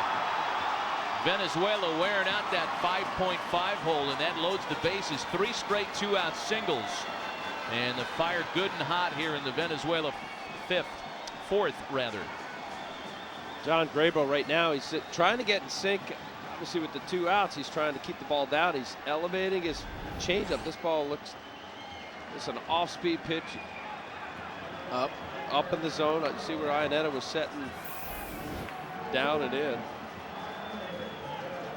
Really have to be conscious as a pitcher to get through the ball and finish your pitches.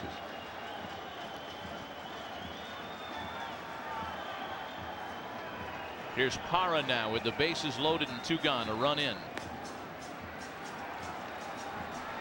And very quickly, the grounds crew is unveiling that U.S. bullpen again, taking the tarp off of it.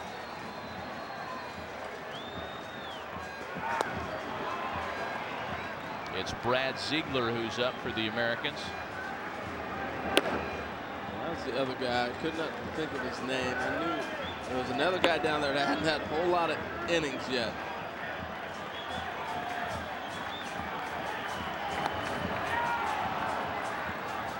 A ball and 2 strikes to Parra. As bad as this is, it's actually a good thing for the U.S. to let these guys get some work. I mean, they have to pitch. Out in front, a swing and a miss, and only 1 in the jam in the 4th. We're through 4 complete. Venezuela on top 7-3.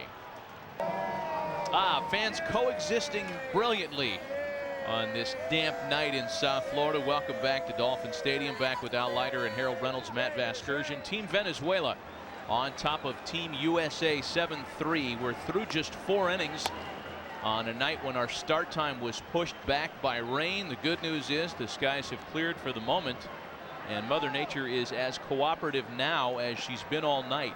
Adam Dunn leads things off in the 5th for Team USA. Dunn, DeRosa, and Victorino. Well, the big guy over at first base today, he has had his moments when making throws from first. I think one of the underreported aspects of Adam Dunn's game is that he is a much better athlete than he's given credit for. This was a guy that could have played quarterback at a NCAA powerhouse school. He can run. Hey, he's at Texas, playing quarterback there for a little bit. Hook 'em horns. Yes, he was. And they're giving him all of left field to work with. This is almost a Bonds-like shift for this left-handed power bat. And he takes a strike. 3-2.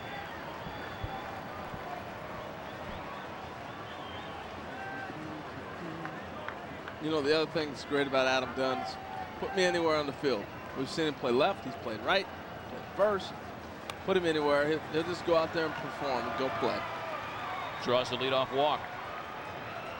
With over 60 spring training games on MLB Network, the countdown is on to opening day. Don't miss it when the Cardinals take on the defending American League champion Tampa Bay Rays. It's live tomorrow afternoon at 1 p.m. Eastern on MLB Network. Counting down to opening day, man. It's almost here. Here's Mark DeRosa now with Dunn aboard. And Blanco and Ramirez want to have a chat. Ramirez coming out of the chute, ending the 4th inning with well executed fastballs and a great changeup. Dunn good at bat. Get his way on. You mentioned, Harold, about him excited to be here. You mentioned just his fun, kind of a open personality guy that's really having a ball with this whole experience, and it's great to see because the guys, all of them, are having a great time.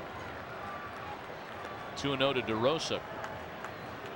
And all that said, this is still a, we've talked about pitchers getting work and hitters wanting to have at bats. It's still a tough game to play. When you know there's not a whole lot on the line, you're going to LA, both teams are advanced. Oh, Mark DeRosa has gotten a hold of it.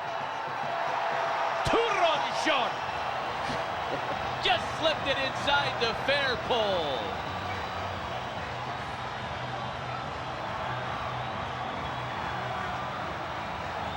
Mark DeRosa has saved his best work for matchups with Team Venezuela. 3 for 3 tonight.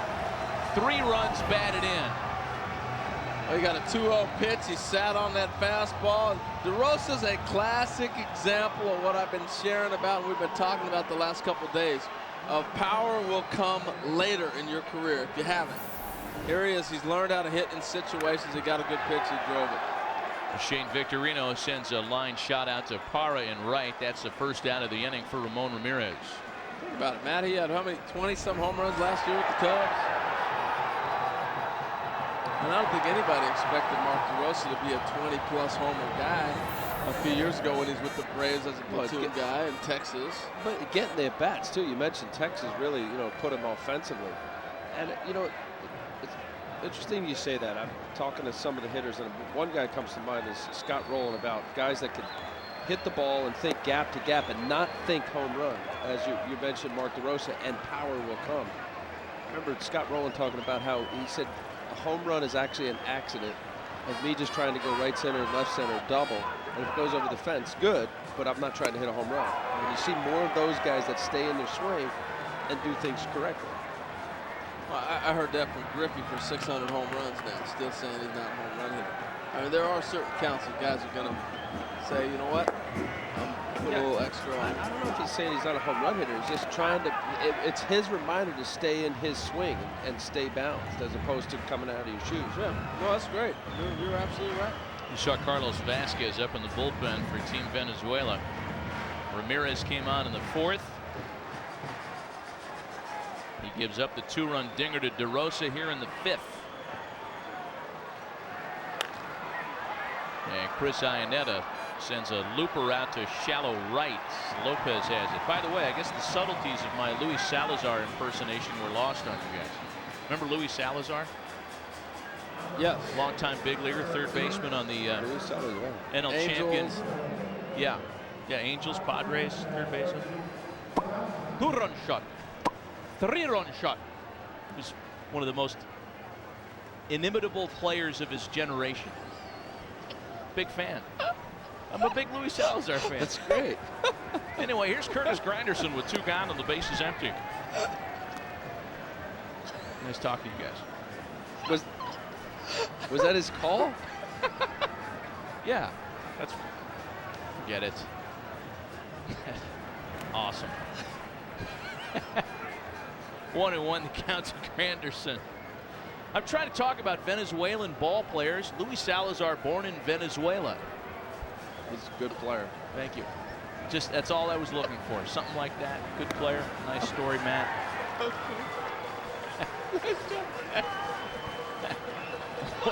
1-2 to Curtis Granderson.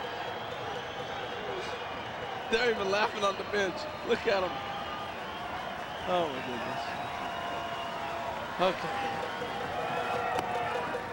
2-2 now.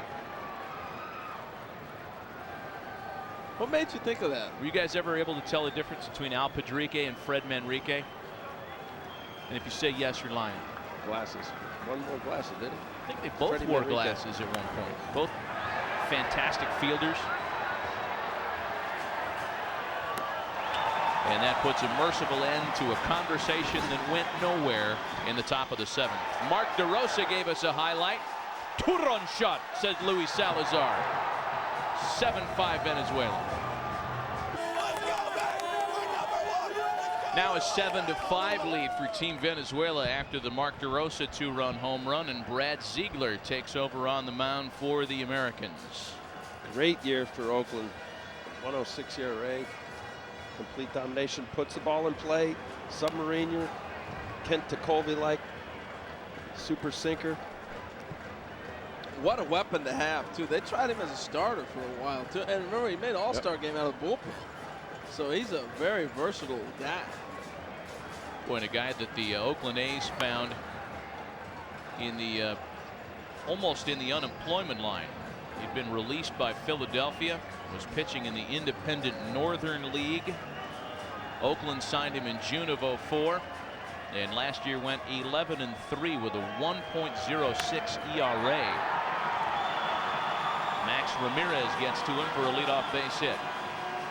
Last of the 5th, 7-5 Venezuela. We were delayed by just over an hour due to rain tonight.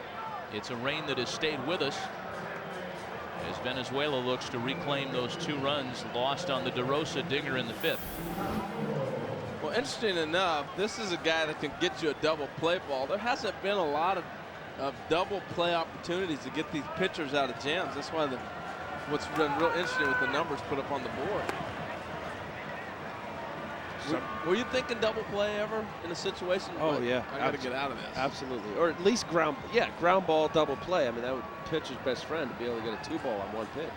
But you're a guy like Ziegler, submarine sinker, you're going to get a lot of ground balls, as you say. And that's how I say, you know, if you get the leadoff batter, you're always one pitch away from getting out of the inning. No matter how devastating a lineup could be, if you were able to manage it and pitch around certain guys to get to that key matchup, and you have a good sinker like a Ziegler, double play ball. On the ground to third, Wright backs up on it and gets it to Roberts for 1, not in time to double him off. Not an easy ball to turn 2 on. Well, that's interesting right there because, again, the tarp was not out, so Brian Roberts hasn't had a chance to work with David Wright. I love the way he sat back and then came across after he read to see where the throw was going to be. A lot of times you know your third baseman. You've talked about here's where I want that ball at, so you're able to kind of cheat, do different things.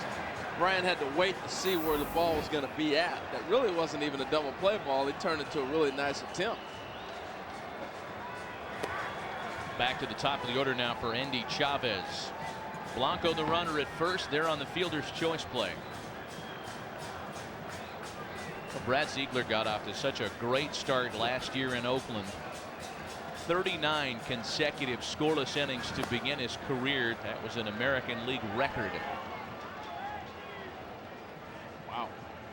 Finally ended by the Tampa Bay Rays in middle August. 2 balls and no strikes.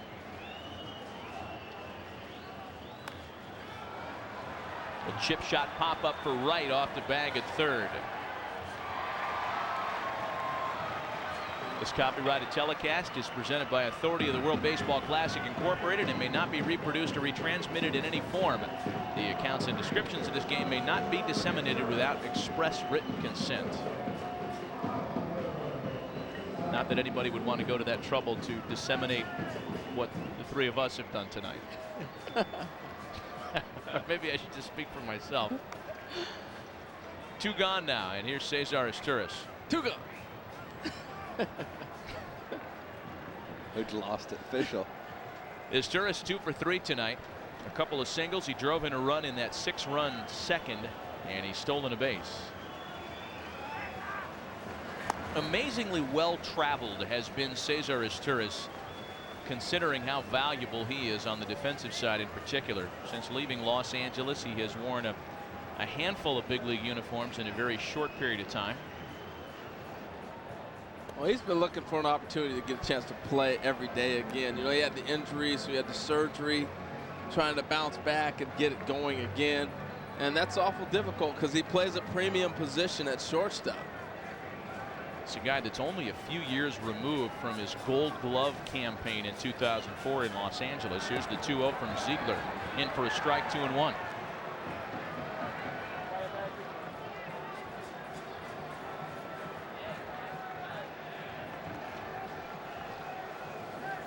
It depends a lot on the organization philosophy too, because a lot of teams all of a sudden said they want power. Blanco runs, and he had an enormous jump. Brad Ziegler just stopped paying attention to the big catcher standing at first base. Yeah, he still hasn't looked at him. He just got the throw back and said, forget it, I'm getting the hitter. But they weren't holding him. Dunn was playing behind him. Blanco said, I'll take the bag. But Ziegler's dialed in right now. He's got 2 outs, and he wants to go ahead and get the hitter. And there's ball 4. And you know, that was one of my pet peeves too, Matt, with the scoring. You know, right there you saw Iannetta just catch the ball, and the official scorer can actually give him a defensive indifference, and the guy doesn't get a stolen base.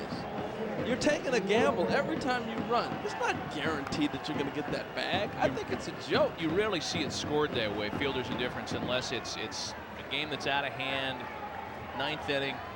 Guys are just taking garbage bases. This is a 2-run game. I'm positive they'll credit him with a stolen base. Oh, I think so too. But even in a ninth inning ball game, you're setting up a situation where you're allowing your offense to continue. You're taking away that force play. If the defense wants to give you that, you take it. That's a stolen base. I just don't. I don't like the rule. Blanco off second is Turris from first, and the pitch home to Jose Lopez is lined into central. Granderson comes up and makes a sliding grab to retire the side. He's had a heck of a game, Granderson.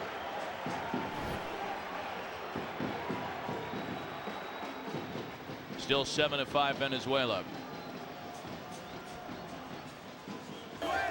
Welcome back. Still a 7-5 lead for Venezuela. Back with Al Leiter and Harold Reynolds, Matt Vasgersian on a rainy evening in South Florida. And we have seen our share of offense tonight. We've also seen Team USA play good defense here in the Miami portion of the tournament, starting with good work against the Dutch. Adam Dunn out of position playing first base. This is David Wright from earlier in the tournament. A good play against Team Netherlands.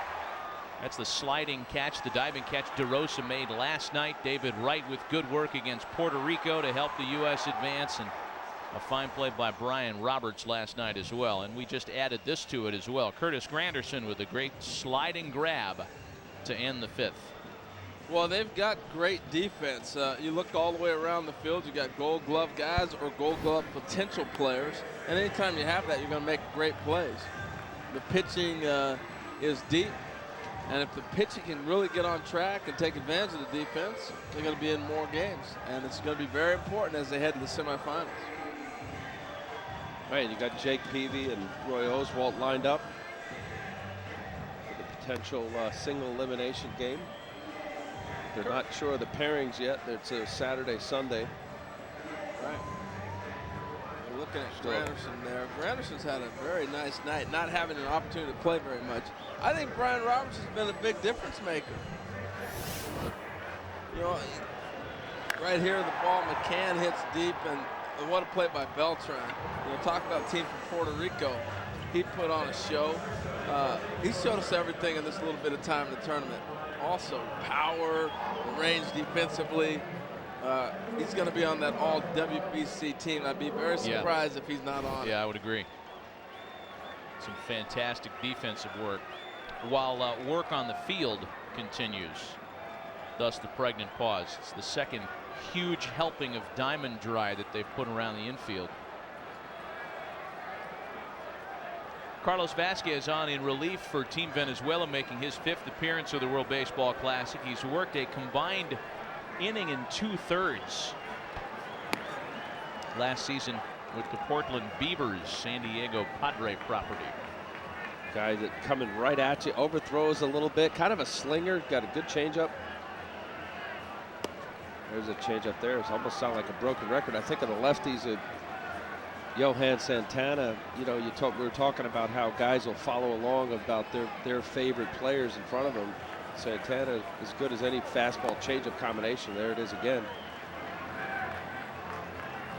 You know, Matt, you were with the Padres broadcast quite a bit. How often did they have guys on that shuttle from Portland to San Diego?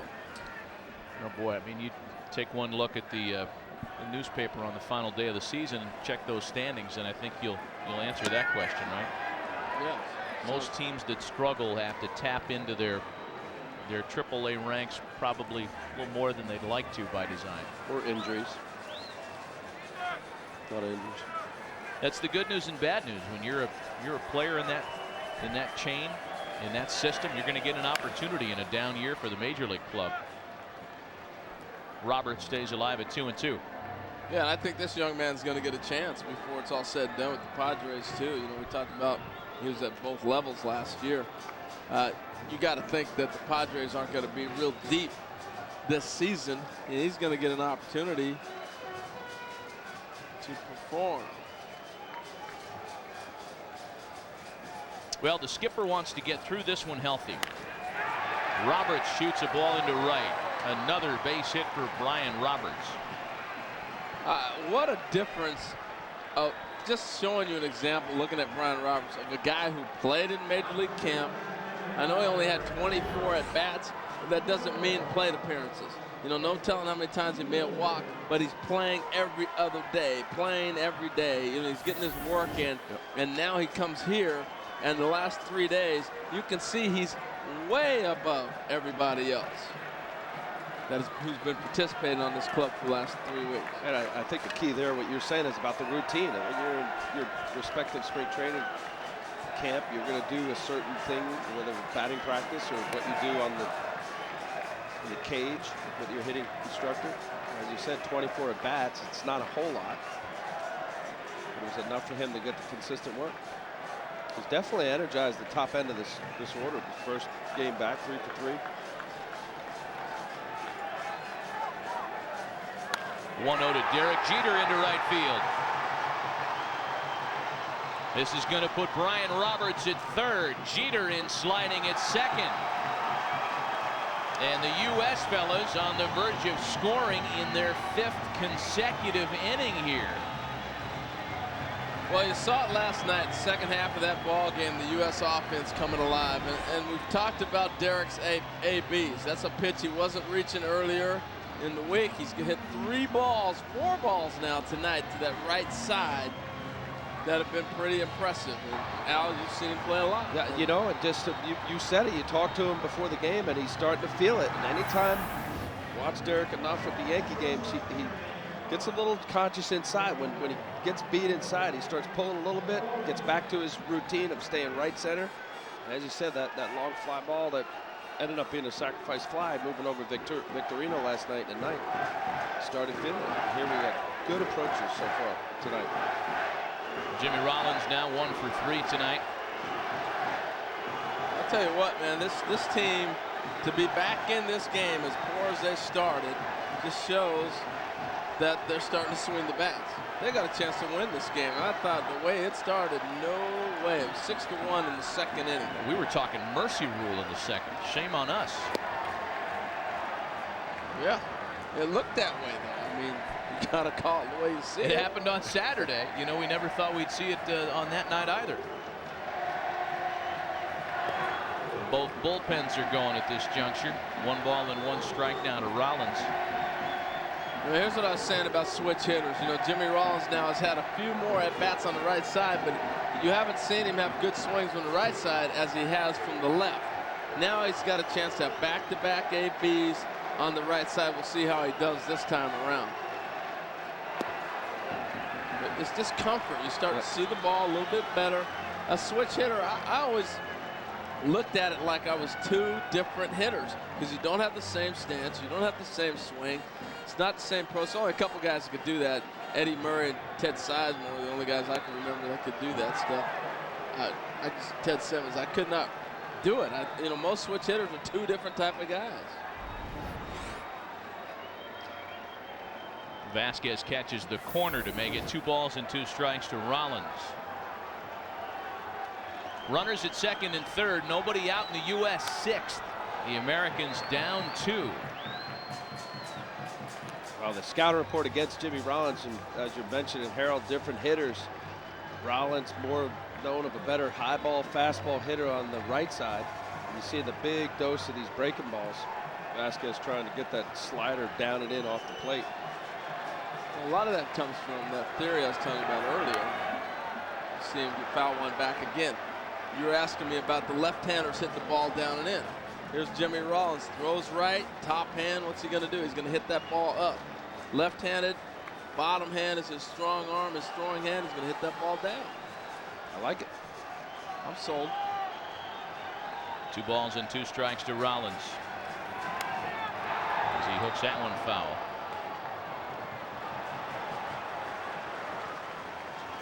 That's a pitch from the left-hander. Vasquez throwing a boring, slurvy pitch. And you call it a slider, but when it gets big, a little loopy, it's hard for right-handed batters to keep it fair. Barrel the bat gets out in front of the home plate and hook it foul like that. Many times you see a left-handed pitcher watch this ball keep boring in. Rollins' left leg, well, didn't finish there.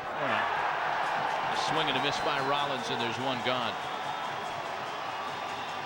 Came up and challenged him. That's a big punch out for Vasquez. This is just a backup slider that just the cutter coming up and in. And it's an emergency hack. Jimmy sees that ball as a pitch that he has to swing, doesn't want to. It's high enough. He'll commit, hope you foul it off. Well, nothing more frustrating as a hitter. You've seen 3, 4, 5 pitches from a guy, and he throws you a pitch with 2 strikes that you haven't seen before. That was not one of the pitches in the sequence. There's David Wright now trying to pick up those base runners. Roberts at third, Jeter at second. Wright tonight 0 for 2 with the base on balls. You know, Matt, you were talking about last night. He was hitting 350 in this ballpark. And so I asked David about that before the game today, and he said that it's a fast track, and it's got big gaps. So it's opened his whole vision up. I thought, oh, it's the tarp, you pick up the ball. You know, I was waiting to hear all that. That wasn't it at all. That's bounced to third. It's going to score a run as Wright's thrown out at first. Credit David with the RBI as Roberts comes home, and it's a 1-run ball game, 7-6 Venezuela. Well, I thought that was really interesting watching right here, watching Jeter. He tried to bait Guillen to throw it to him and track him down instead of taking the out at first base, but he wanted to make sure that run scored.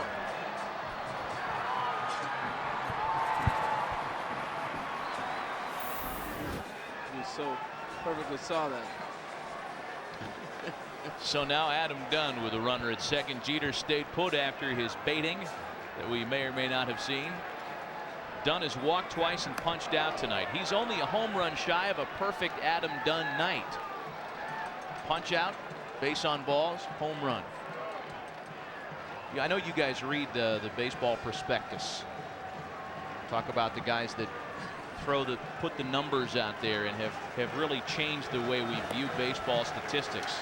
A couple of years ago, their prospectus season preview talked about the 3 true outcomes: base on balls, strikeout, home run, and how a guy like Adam Dunn in over half of his plate appearances will walk, strike out, or homer. I'd like to know where Ryan Howard is in that. A strike to make it 2-1. But what's so difficult about that? I mean, don't you think it's it's just unusual for half of a guy's plate appearances in any given season to result in home run, walk, or strikeout? You know, ground out to shortstop. A lot of guys pop out. You know. Okay, I see that. I see that. I mean, when you got 190 or 200 strikeouts in a season, you hit 40 bombs. That'll get your number up pretty quick. And he walks 100 times a year. 2 balls and 2 strikes to him now. Just a dose of these sliders back to back to back. He couldn't hold up on it. Nice late movement from Vasquez. I really think if you put Adam Dunn in pressure situations where he has to concentrate, those numbers would change. The strikeouts would go down. I think he gets bored sometimes. I mean, that's a tough pitch right there. 2 strikes, and he's flipping the ball up. And I don't mean that disrespectfully. In 600 at-bats over the course of the season, it's unless you're playing in a situation where your team is in a pennant race or you're in New York where you're going to get booed every second you strike out. Got it. You can drift away. I did it. I played in a ballpark where sometimes people didn't show up. You drift away for a couple of these instead of being dialed in every at-bat. A 1-hopper to first. Ramirez knocks it down and gets to the bag in time. Only 1 in the U.S. 6th. Could have been worse for Vasquez and the Venezuelans. The U.S. had runners at second and third with nobody out. They settled with 1. Just a 1-run ball game in South Florida. As we remind you, tomorrow get a complete roundup of all the World Baseball Classic action, highlights, analysis, and a look at the upcoming matchups in the semifinals. Don't miss World Baseball Classic tonight, presented by Sprint. That's tomorrow at 6:30 Eastern, 3:30 Pacific, only on MLB Network. Well, the most famous product from Gary, Indiana, not with a Jackson hanging on his last name, is right-hander LaTroy Hawkins, and he'll be returning to Houston after being dealt from the Cubs to the Astros last year. Re-signed to come back to the Astros for 2009. Hawkins gets Miguel Cabrera to start the 6th inning. Cabrera, Guillen, and Ordonez for Team Venezuela. Well, LaTroy's a guy who says, just give me the baseball.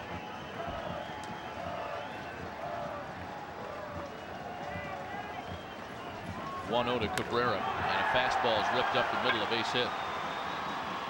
Nice.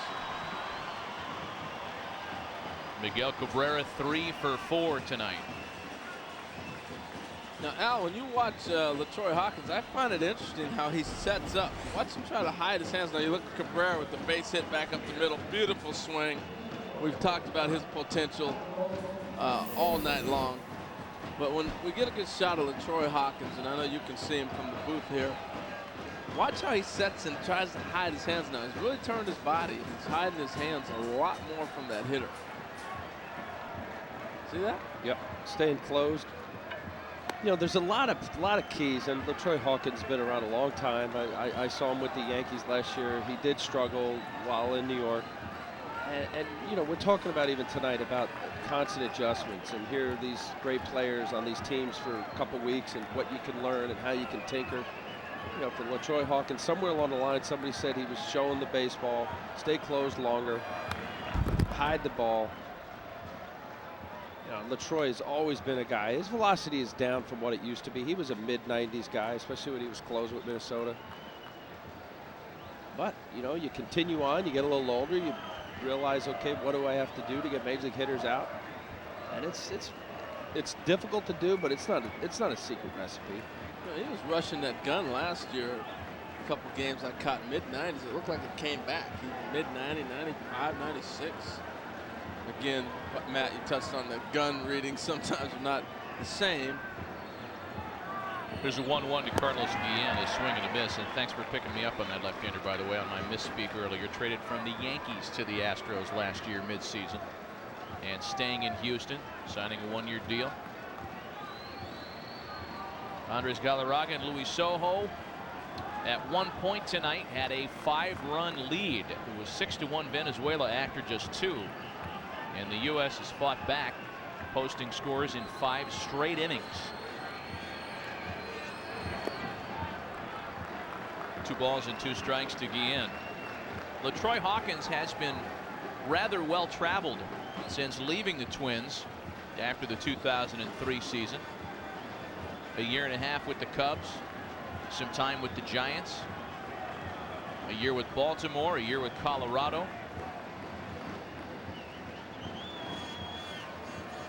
You know, when coming out of the pen, it becomes much more difficult when you get some age on you and trying to recuperate in between not only your appearances but in between innings.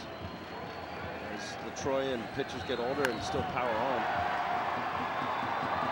Fairly well hit into left. DeRosa backs up to the track. Cabrera has to stay put at first. There's one gone. Really have to modify your workouts to be able to maximize each pitch and really be conscious of every pitch, because there is a considerable effort, and it really does come down to the amount of outs. And Harold, you mentioned last year with LaTroy Hawkins touching on 95, how resilient you are when you can come back. You know, as a reliever, let's face it, you might be called upon to pitch 3 days in a row. Much more difficult when you get older in the late 30s. Bagley Ordonez now. He has singled in 3 trips to the plate and takes strike 1 in the corner. Well, and that pitch right there, the cutter, is a difference maker. You know, when he was in New York, he didn't have that cutter. It was straight, here it is, fastball over the top. When I'd see him, I'd go, talk to Mariano, get a cutter, man. If you had a cutter, you'd be devastating. And he picked that cutter up, and now all of a sudden, he's a different pitcher. And that's why the Astros are in love with him. His numbers in Houston in the second half were incredible. And if you're a Yankee fan and you watched him pitch the first half in New York, you're like, there is no way this is the same guy. He struggled mightily in New York, but he figured it out. That one pitch, you talk about a change of career. Cutter, great pitch. It looks like a fastball, cuts late. And that's a bigger, slower pitch. It's got curveball speed. He calls it a slider. If you could vary that speed on both 2 breaking balls. That's a good combination there. Start out with the cutter, then he busted Ordonez inside. Now you can open up the outside part of the plate, but that was a mistake, that ball up over the plate. He did not look happy about that cement mixer breaking ball he just threw Ordonez. There's a fastball that's popped for Rollins and 2 away. The numbers you speak of in Houston last year after the deal, Harold, In 24 appearances with the Astros, he amassed an ERA of just .43. Wow. And thus the motivation for the Stros to bring him back in 2009. Filthy, man. I'm telling you, that cutter made all the difference in the world. And a household name I keep talking about is Matt Kinzer, who used to be a pitcher with the Cardinals and the Tigers. He got with LaTroy and he got with Hanrahan. He taught those guys the cutter. And it changed both their careers. Here's Gerardo Parra now with the runner still at first base. That's Cabrera, who singled to lead off the inning. But when do you know that a guy like LaTroy, if you can learn this pitch, it's going to be effective? As to whether the cutter can be effective or Yes. just use it in your arsenal. Yeah, you know what? It's a pitch. If you've thrown a slider and a curve and they end up being slurvy, you could pick up a cutter and really be able to dial in as far as making it look like a fastball. You see results right away. And it really, it's, I mean, I say it's not difficult. I ended up throwing a slider that evolved into a cutter, but you talk to most hitters, especially the lefty-righty matchup. Like, this is good. Let's see if he tries to throw that cutter in on the hands here, because it looks like a fastball. There's no dot. Slider, you see a little dot when you throw. 2-0 to Parra, lined up the middle. Second single of the inning. Runners at first and second with 2 gone. Yeah, the cutter is a tough pitch to pick up. You know, that was a straight fastball right there. And Parra with a nice piece of hitting, taking it back up the middle again, very similar to what we saw Miguel Cabrera do in his at-bat with the base hit to center. But the cutter, to me, it's that and the split were always the most difficult pitches because they're last-second action, and they don't tell you what they're going to do. You know, you have to be guessing almost that it's going to come. Where it's going to end up. Yeah. Max Ramirez now. Ramirez is 1 for 3 tonight. So there it is there. That pitch to Parra, that opposite right-handed pitcher, left-handed batter. And what, you know, most cases left-handed hitters, for the case for LaTroy Hawkins, it's hard to keep it fair. And most of the time it's a little jam shot. Well, there have been base runners aboard all night for both sides. There has not been a 1-2-3 inning recorded tonight. 1 ball and 1 strike, the count to Max Ramirez. Yeah, the bats have been hot. But I think also we're looking at a bunch of pitchers trying to get work. And we've well documented the U.S. team, but the Venezuelan pitchers are in the same boat because they've been in the same bracket and they've been winning the same amount of games and off the same amount of days. So you're not getting the consistency out of these pitching staffs. Big fastball and a big swing and miss. Not to mention when you have 10 guys down there, or now in the case with the USA team, big hardy cut by Ramirez. With Matt Lindstrom gone, they have 9 guys to try to pitch. I mean, most pitching staffs in baseball is 11 or 12 with 5 starters. Team USA has 3 starters. Yeah. Cabrera, the lead runner at second, a ball and 2 strikes to Max Ramirez. A breaking ball sent to deep left field. DeRosa and Granderson back. They look up and it's gone. Wow. That was that cement mixer slider that we saw him miss with earlier, and this time Max Ramirez made him pay.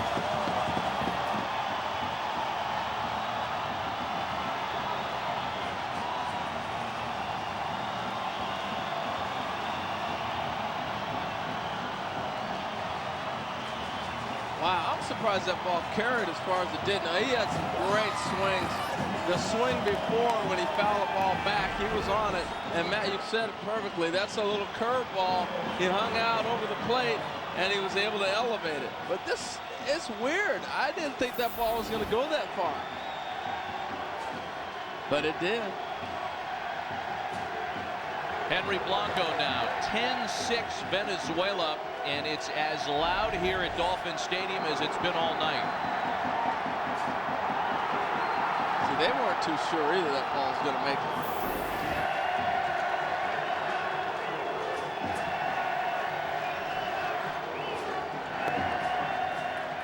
Max Ramirez had been 0 for 7 before singling and now homering here tonight.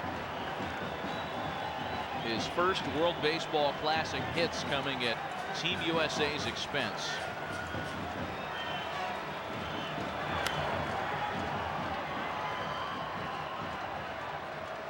And this will put an end to a damaging 6th inning for Team Venezuela. Max Ramirez in a lineup that features the likes of Jose Lopez, Miguel Cabrera, Carlos Guillen. It's the lesser known infielder that makes the big impact. The Venezuela fans are alive once more after the 3-run home run in the 6th. Some changes defensively. Andy Chavez moves over to left field as Maglio Ordonez is removed in a double switch. Gregor Blanco takes over in center, and the new pitcher is right-hander Victor Moreno. Mark DeRosa is homered tonight for Team USA. He leads off with a shot testing Chavez at his new position, and Andy is there to make the play. 1 away. Rocket. Nice jump. Eddie Chavez can play out there, man. There's a lot of ground in, say, Seattle. Well, one of the things Seattle wanted to do was, if you tighten up the defense in the outfield, it's going to make that pitching staff better, particularly in Safeco Field where the ball doesn't carry quite well. So you've got Chavez in left field. You'll have Franklin Gutierrez in center, and you'll have Ichiro in right. And obviously, Ken Griffey Jr. is going to get some playing time in left field, and he'll be DHing. So it's going to be a nice little mix. It's going to be different for them this year. On the ground at first. Ramirez can't find it. Gets it to Moreno in time. Everything's going Max Ramirez way here. Wow. Some quick hands right there. You know, Ramirez made a nice play earlier on that play with Galarraga covering first base, and we just kind of overlooked it. But nice job of knocking it down, and then to stay with it. The presence of mind, the underhand flip, that's a nice play. He's a catcher. He's the 3rd catcher on this team behind Ramon Hernandez, Henry Blanco. Talking about cat, Galarraga-like. That's the shovel you would make if a pass ball when the pitcher was covered home, right? Chris Iannetta now, speaking of catchers, 2 gone.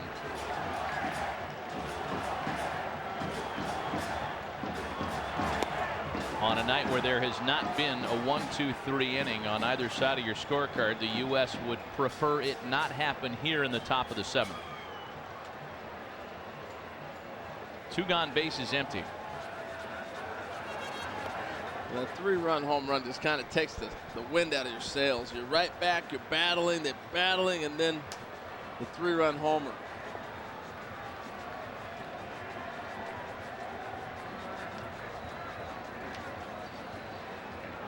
Look at Chris Iannetta. Does he look a little bit like Matt Holliday to you? Just the face. Billy Ripken. Who's that? It's a good call, actually.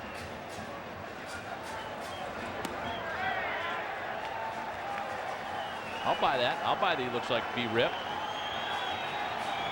But you did not like the call. It's 1-2 to him now.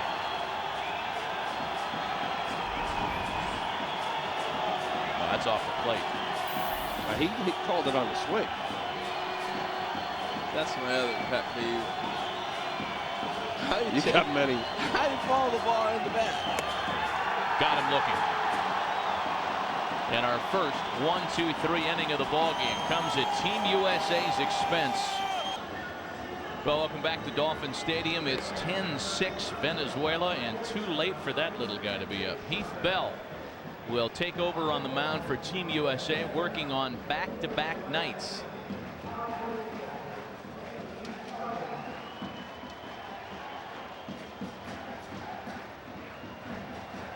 Last night went 2/3 of an inning. Okay, Matt, set it up for yourself.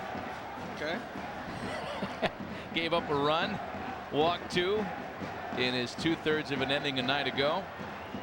One being intentional. It's good for him to get out there and get a feel for the mound and be able to throw strikes and do what he does. Andy Chavez leads things off for Venezuela. Top of the order, Chavez is Torres and Lopez. We were talking about radar guns around the various stadiums and haven't seen Heath Bell. I know you've seen him a lot, Matt. Here at the stadium, that last pitch was 87, another 87. Wow. Considerably down velocity-wise. He's throwing harder than 87. Well, that's what it says, Harold. Wow. 1 ball and 1 strike to Chavez.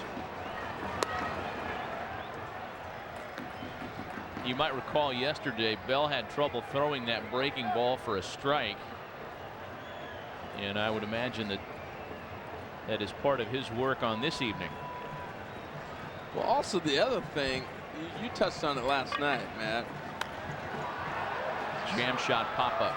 88.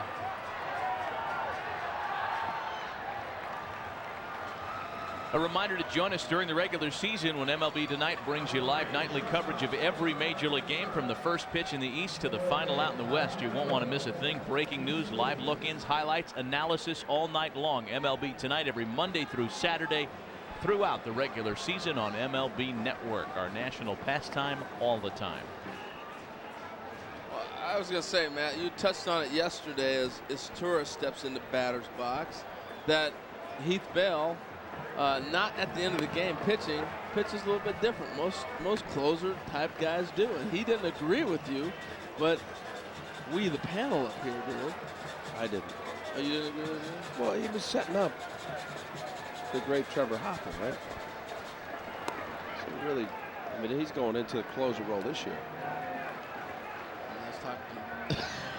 No, Let me turn to Matt.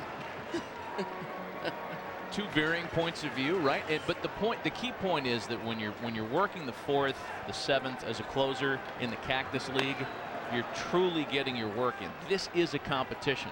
This isn't just guys going out there and trying to feel good at the end of an inning. You're right.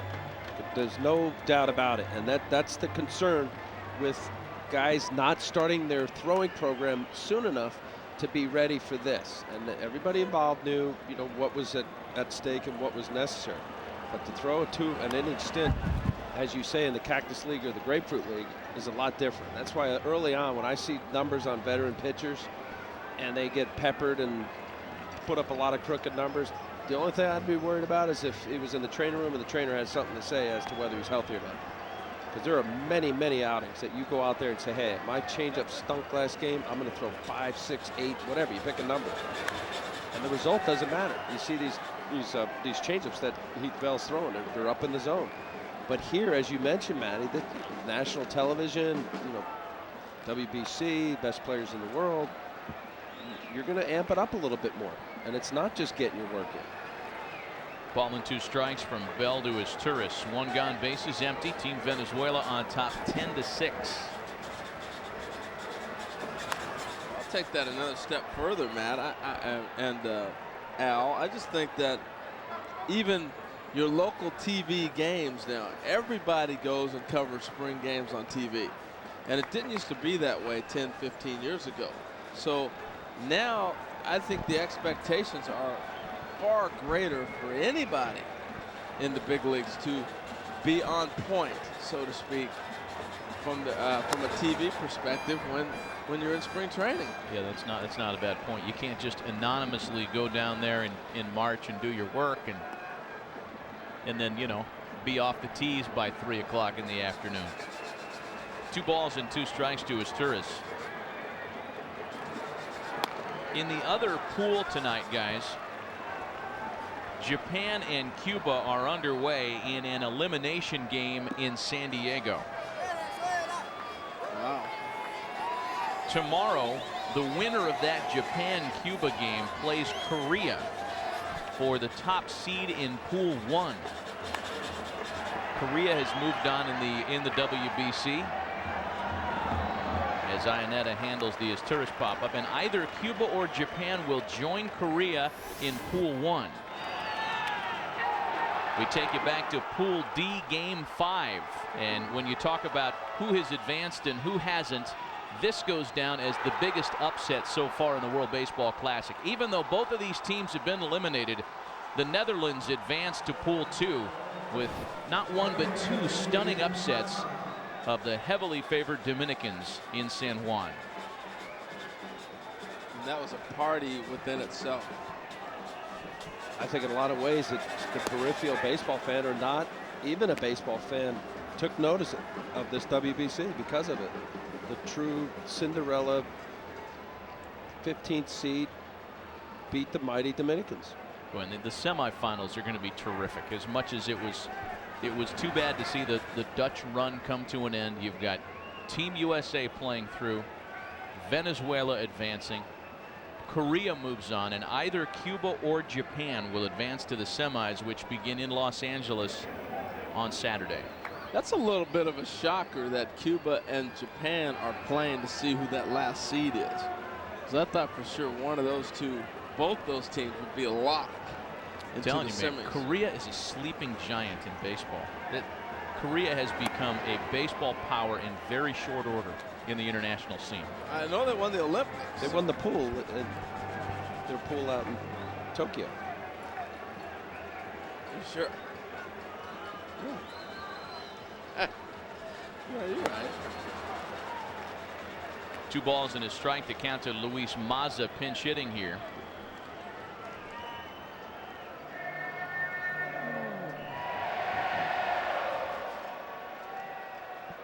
Two gone, bases empty. Davy Johnson and Team USA down 4. Bell's pitch home, a fastball fouled away.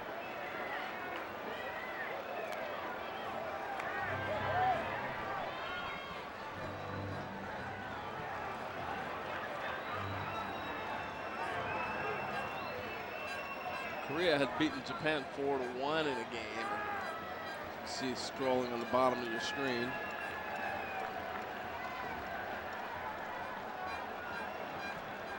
2 balls and 2 strikes as it counts to Mazza. And Bell turns over a breaking ball in the dirt. A full count now, 3-2. You know, in an ideal world, you get teams, nations representing all quadrants of the map to come together in the semifinals, and the way it's shaken out, it's darn near close to that. U.S., Venezuela, Korea, and either Cuba or Japan.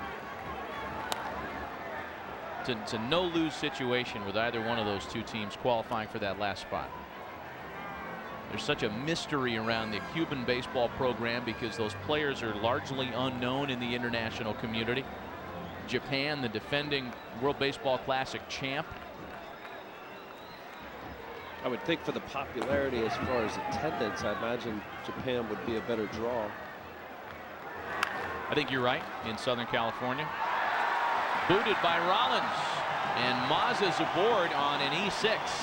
Well, I was marveling at the fact that we have not seen any miscues defensively in the infield. And this ball just kind of ate Jimmy up. Now, there's a lot of, just jumped up and bit him on top of the back of the hand there. It was that last hop that got him.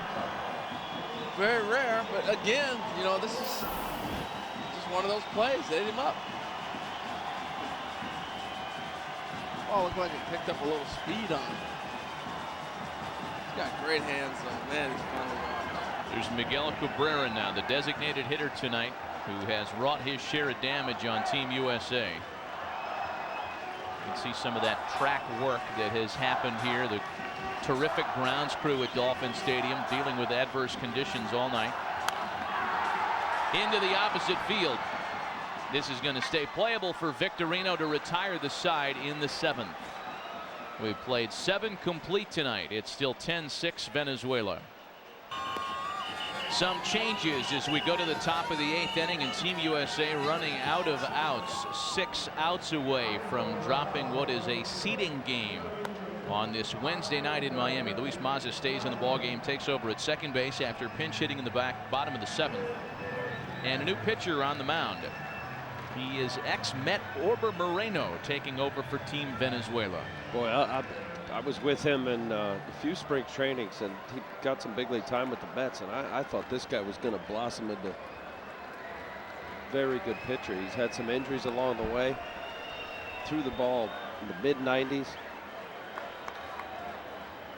Staying healthy, big key for any athlete. Yeah, Moreno went through the Tommy John surgery early in his career, put him on the shelf for almost 2 complete campaigns as he starts to Curtis Granderson. Back and shoulder trouble derailed him.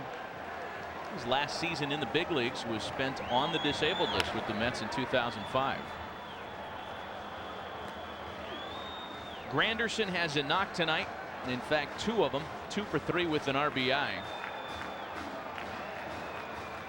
And behind Moreno here 0-2.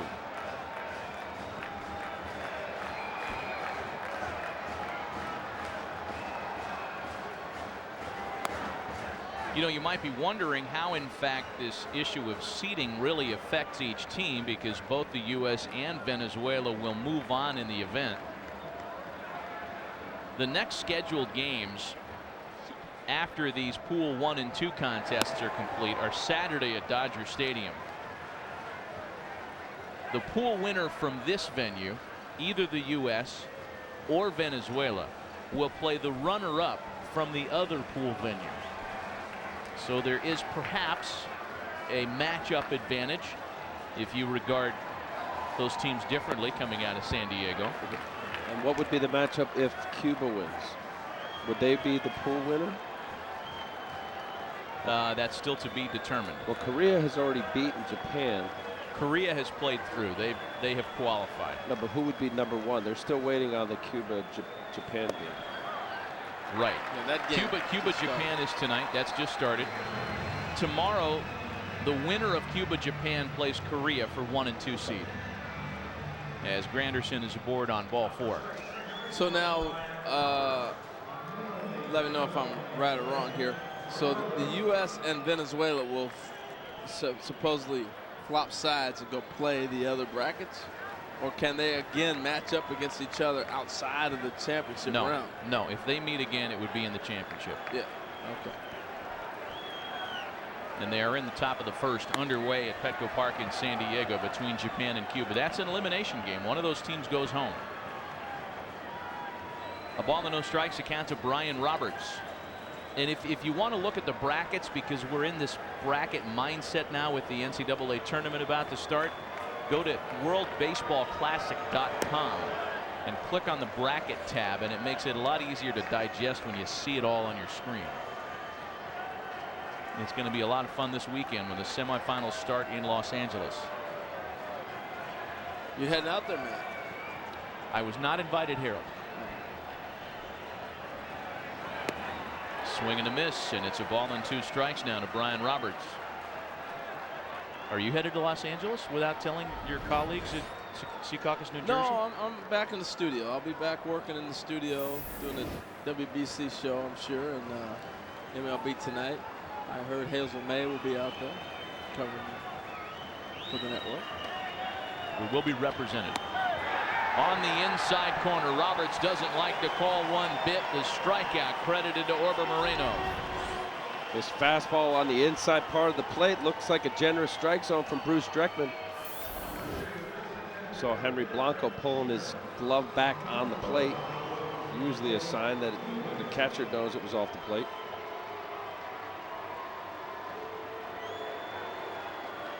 So with Granderson still aboard, now Derek Jeter in one gone. Again, Davey Johnson has been challenged these last couple of days here in Miami with a thinning roster, and it is thinned by the game. Most recently, if you're just tuning us in, Kevin Youkilis back in Red Sox camp. He will not participate in any further competition in the World Baseball Classic.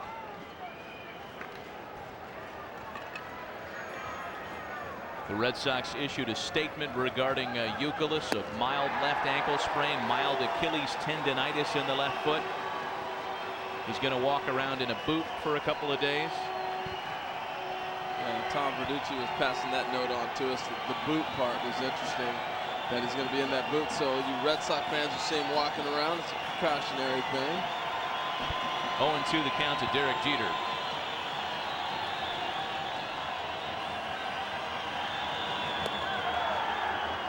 You know, the other thing you were talking about with Davey Johnson's roster, all the way back in November at the winter meetings, his wish list, he wanted Josh Hamilton, who was not going to be able to perform, CC Sabathia, AJ Burnett. You know, he had all these big guns that he was like, yes, oh, man, it's a U.S. team. And it just didn't work out. Orber Moreno slipping on the mound and missing to Jeter to make it 2-2. It started off, the first guy that had to really back down was Grady Sizemore. Remember, he was one of the first injuries of the World Baseball Classic. And I think because Red Sox fans are such a lively bunch, before they get too angry at the process for Dustin Pedroia getting nicked up and now Youkilis nicked up. These are a lot of real precautionary measures being taken as Jeter shoots a base hit into the opposite field. Second hit tonight for Derek. Somebody's getting hot. But you're right. You know, you root for your teams, and that's been the great thing about this whole tournament. You know, when you watch Team Puerto Rico, there was probably in that game last night with Puerto Rico and the U.S., there was about 10 New York Mets in that game. It was incredible. Yep. You know, people pull for their teams. Met fans being put in the unlikely position to root for the likes of Jimmy Rollins this week. And here he is with runners at first and second and one gone. Yeah, I just don't know. The Philly fans that I know, I don't know if they have the heart to even change to do that, to root for Met regardless. It's kind of cold. I would tend to agree. The same way I think most of Red Sox Nation isn't exactly, you know, wearing their number 2 USA jerseys around. Although David Wright getting the big hit, Shane Victorino, obviously everybody on the USA team thrilled. You know, that's the hardest thing, guys. I haven't played for 4 different teams. How many of you played? 3. Yeah, they're the same guys, just wearing different uniforms. 0-2 the count to Jimmy Rollins. Where are you going with that? Well, I'm thinking of Jerry Seinfeld when he says you root for laundry. All you have to do is go, you know, thinking Wade Boggs to the Yankees. It just didn't feel Oral right. Hershiser to the Dodgers, right? Giants. To the Giants, rather. That's line back to Moreno. Oh, And Venezuela turns the double play. No, they're saying that Ramirez came off the bag now, and that safe at first base. I think they're going to say that Jeter's safe at second. Yes. They did not record. Did they record anybody out? They get Rollins. They get the hitter on the play. I mean, come on, you got to give the guy the out at second. They're saying he didn't get the bag. Oh, so boy. he called him safe. Jeter called it immediately. That's a little. You got to do that. I'm sorry. Well, wait a minute now. There's in the vicinity, and then you got to be in the zip code at least, don't you? Yeah, but you can see as tourists slow down to kick the bag, at least make the attempt to kick it. If he sticks around there and gets hit, that's why the neighborhood play is the neighborhood play.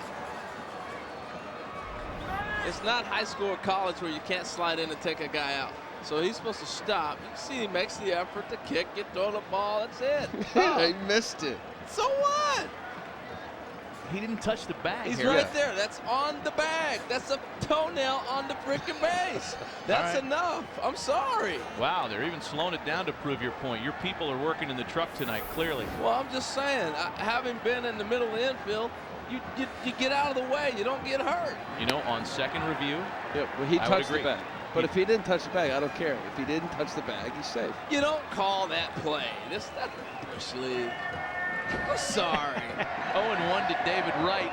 Runners at second and third as the U.S. eighth continues, and Wright hits it in the air wide to the bag at first. Ramirez makes the catch to retire the side, and no damage is done as a result of the non-call. Well, the U.S. has gone to the bullpen once again. Their 7th pitcher here tonight, equaling the number of pitchers used by Team USA yesterday, as Joel Hanrahan takes over on the mound for the Americans.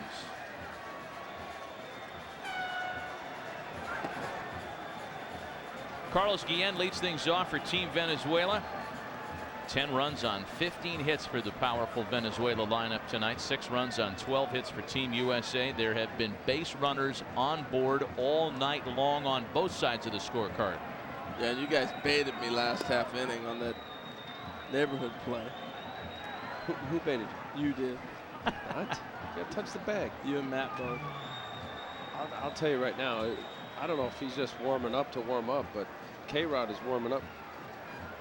Yeah, I thought he wasn't going to throw regardless today. Well, that's what Luis Sojo said.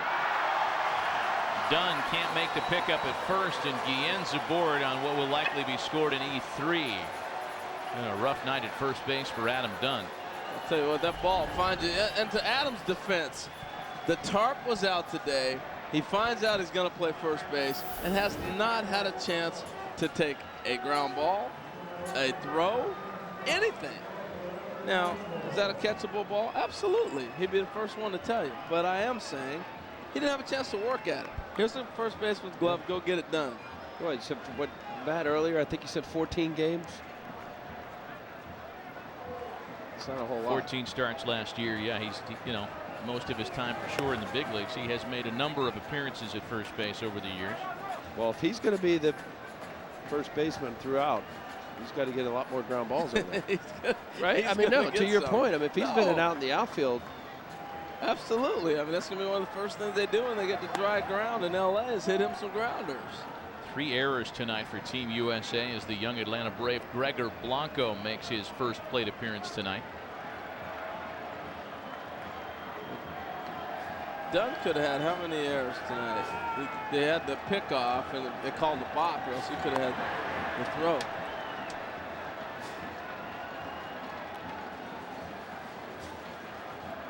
Remember that balk call would have been 3 errors. Yes. Yeah. That's a good point. I'd be surprised, given what we were told rather adamantly by the Venezuela staff, that K-Rod was not going to pitch tonight. It's a seeding game. There's a 4-run lead for Team Venezuela. I'd be surprised if K-Rod wasn't just getting some work in tonight. Yeah, well, they play when? In 2 days? Saturday in Los Angeles. Or Sunday, depending on the season. 3-4 days. True. So. Or Sunday, depending on who wins this game. You're right. Out in short left, Jimmy Rollins makes the catch, and Blanco's retired 1 away. Wow. That's some great hands, Jimmy Rollins right there. Yeah, I mean, he went from catching it above his head to all of a sudden dropping his hands real quick and catching a basket catch, because he and DeRosa weren't communicating real well on that fly ball. What are you looking at me for? No, that's a good point. Here's Gerardo Parra now with 1 gone. Cuba and Japan are in the 2nd inning now in San Diego. That one's still scoreless. And a strike to Parra.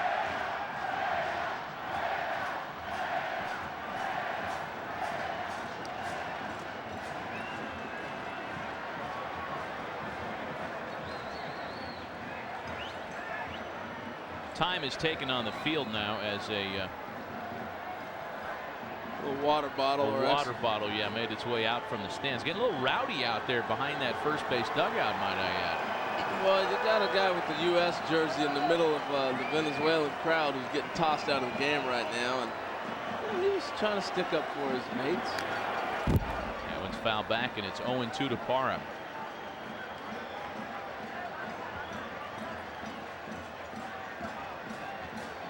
USA, man.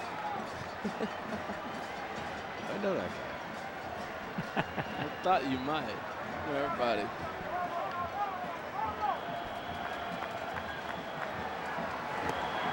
Big swing and a miss, and Parra goes down on strikes. 2 away for Hanrahan here in the 8th. There's a cutter, Hanrahan. I was looking at the bottom line, and there was a pitcher that went out with a blister today, and I thought for sure you'd be getting a call, Mr. Blister. Who was it? I don't know. I can't, watch the game yet. I'm trying to call a game. Yeah. Bobby Abreu recognizing his adoring public with the big cat in the Venezuela dugout, and there's strike 1 to Max Ramirez. It was Ramirez who struck the big blow in the 6th. The 3-run home run that made it 10-6. He's had a big night, a couple nice defensive plays, and then obviously the 3-run home run you're talking about. Well, the U.S. had come all the way back after trailing 6-1 through 2 innings. They were down by just a run at 7-6. And then the 3-run shot by Ramirez. And he caught a hanging breaking ball from LaTroy Hawkins.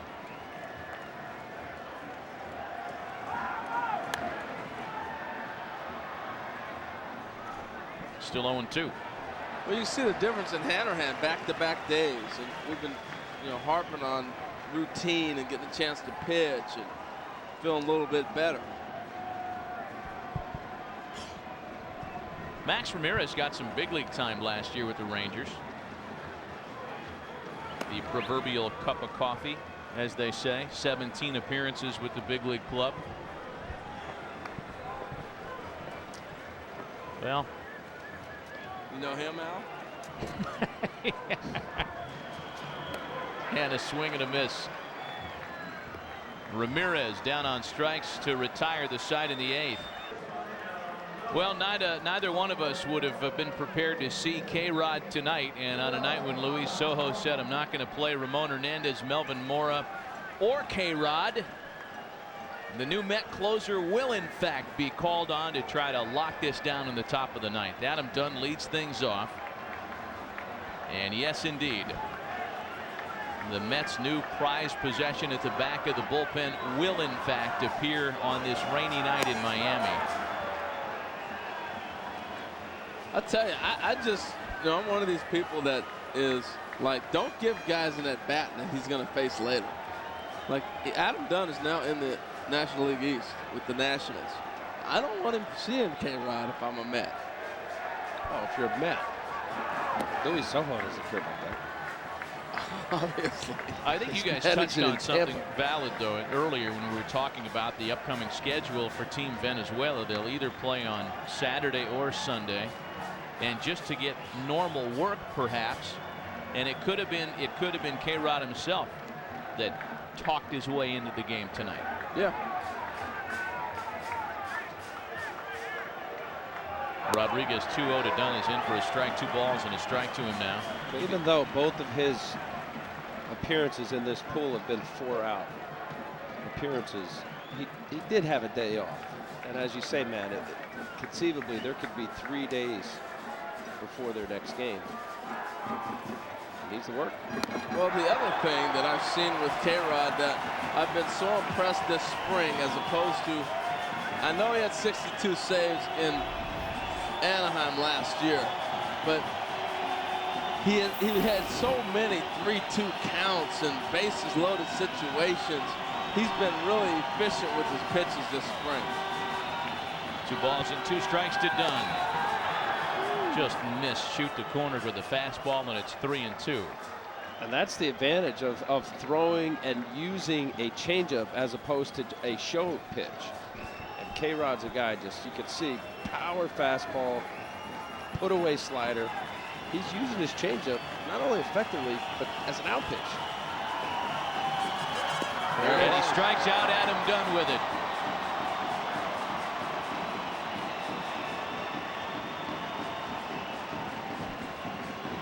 I'm telling you, that is as good a changeup in baseball. Here's a good look at it. You're not going to get a great look, but you see Dunn out in front. That's the change. Here's a good look at it. The bottom drops out. His motion is the same. It is the pitch of the WBC for me that I've seen by any pitcher, that he's picked this up and he's gone back to it. DeRosa now with 1 away. Rodriguez is in fact in midseason form, if there can be such a thing, on March 18th. 5 innings of work in the World Baseball Classic. This is his 5th appearance. He struck out 8, walked 1. He is not allowed a run. He's allowed a total of 2 hits. I'm telling you, it's the changeup. When I was speaking with him about it the other day, he said he threw it in 0-2, and he threw it a little bit towards the end of the year last year. And he just brought it into his repertoire.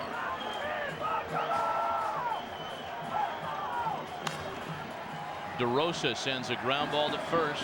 Max Ramirez flips it to K-Rod, 2 away, and the U.S. is down to their last out tonight.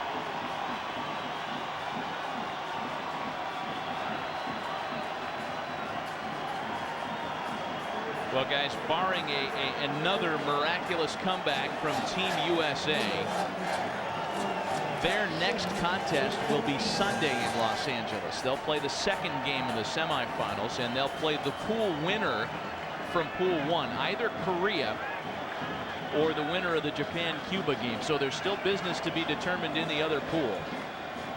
Well, assuming Jake Peavy is going to be the starter, and I can't imagine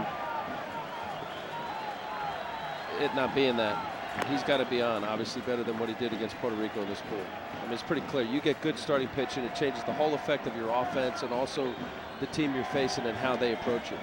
I just would like to see all these clubs. Here it is Wednesday, having an opportunity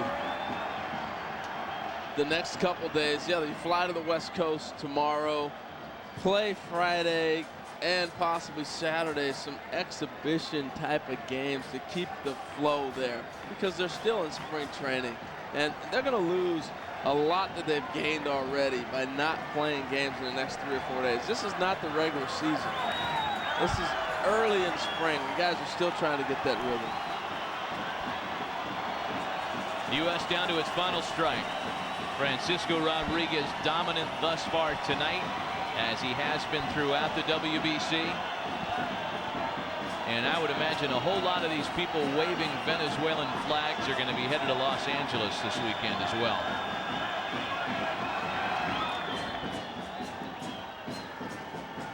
Two balls and 2 strikes to Shane Victorino.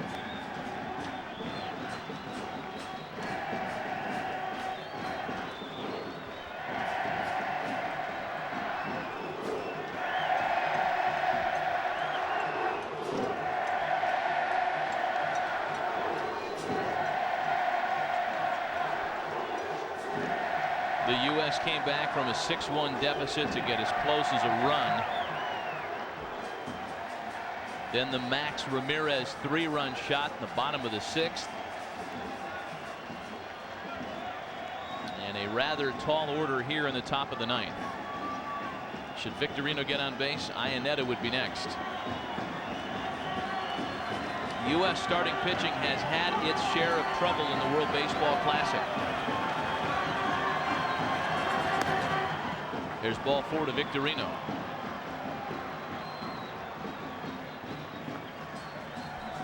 Not giving any at bats away. Shane Victorino, good at bat. Saw all of K-Rod's pitches. Chris Iannetta tonight has a couple of hits. He has stolen a base.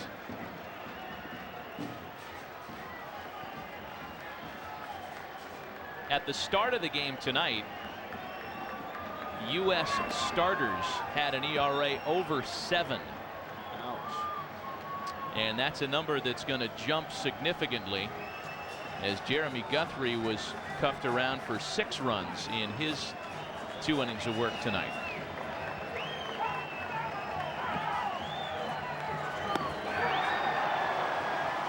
The key for Davy Johnson, as he reiterated many times today to us and others before the game, we're moving on. We want to stay healthy tonight. Sure, we're taking this game seriously. We'd like to win the pool, but we're moving on. As is Team Venezuela and manager Luis Sojo. The 1-1. Iannetta down to a 1-2 count now.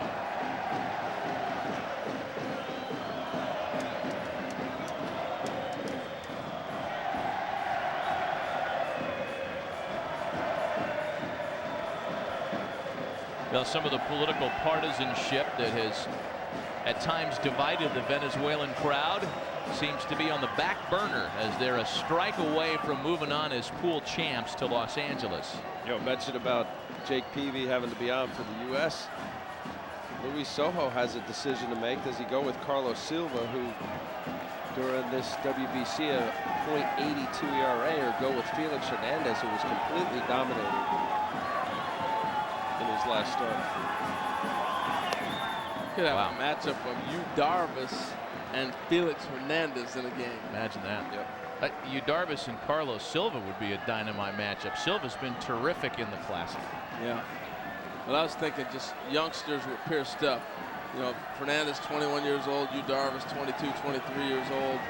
I mean, that'd be some kind of matchup. The 3-2 to Iannetta. And a ground ball to second that's going to wrap it up tonight. Venezuela, Pool 2 winners in Miami.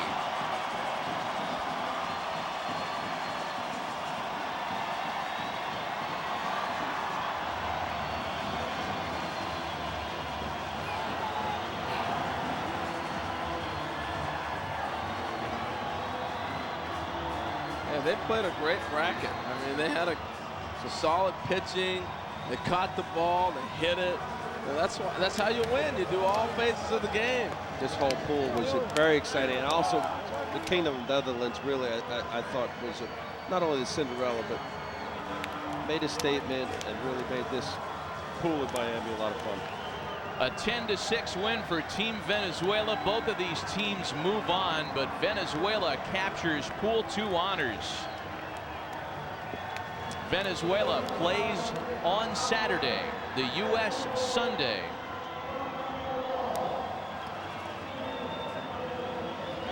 Our final score from Dolphin Stadium in Miami.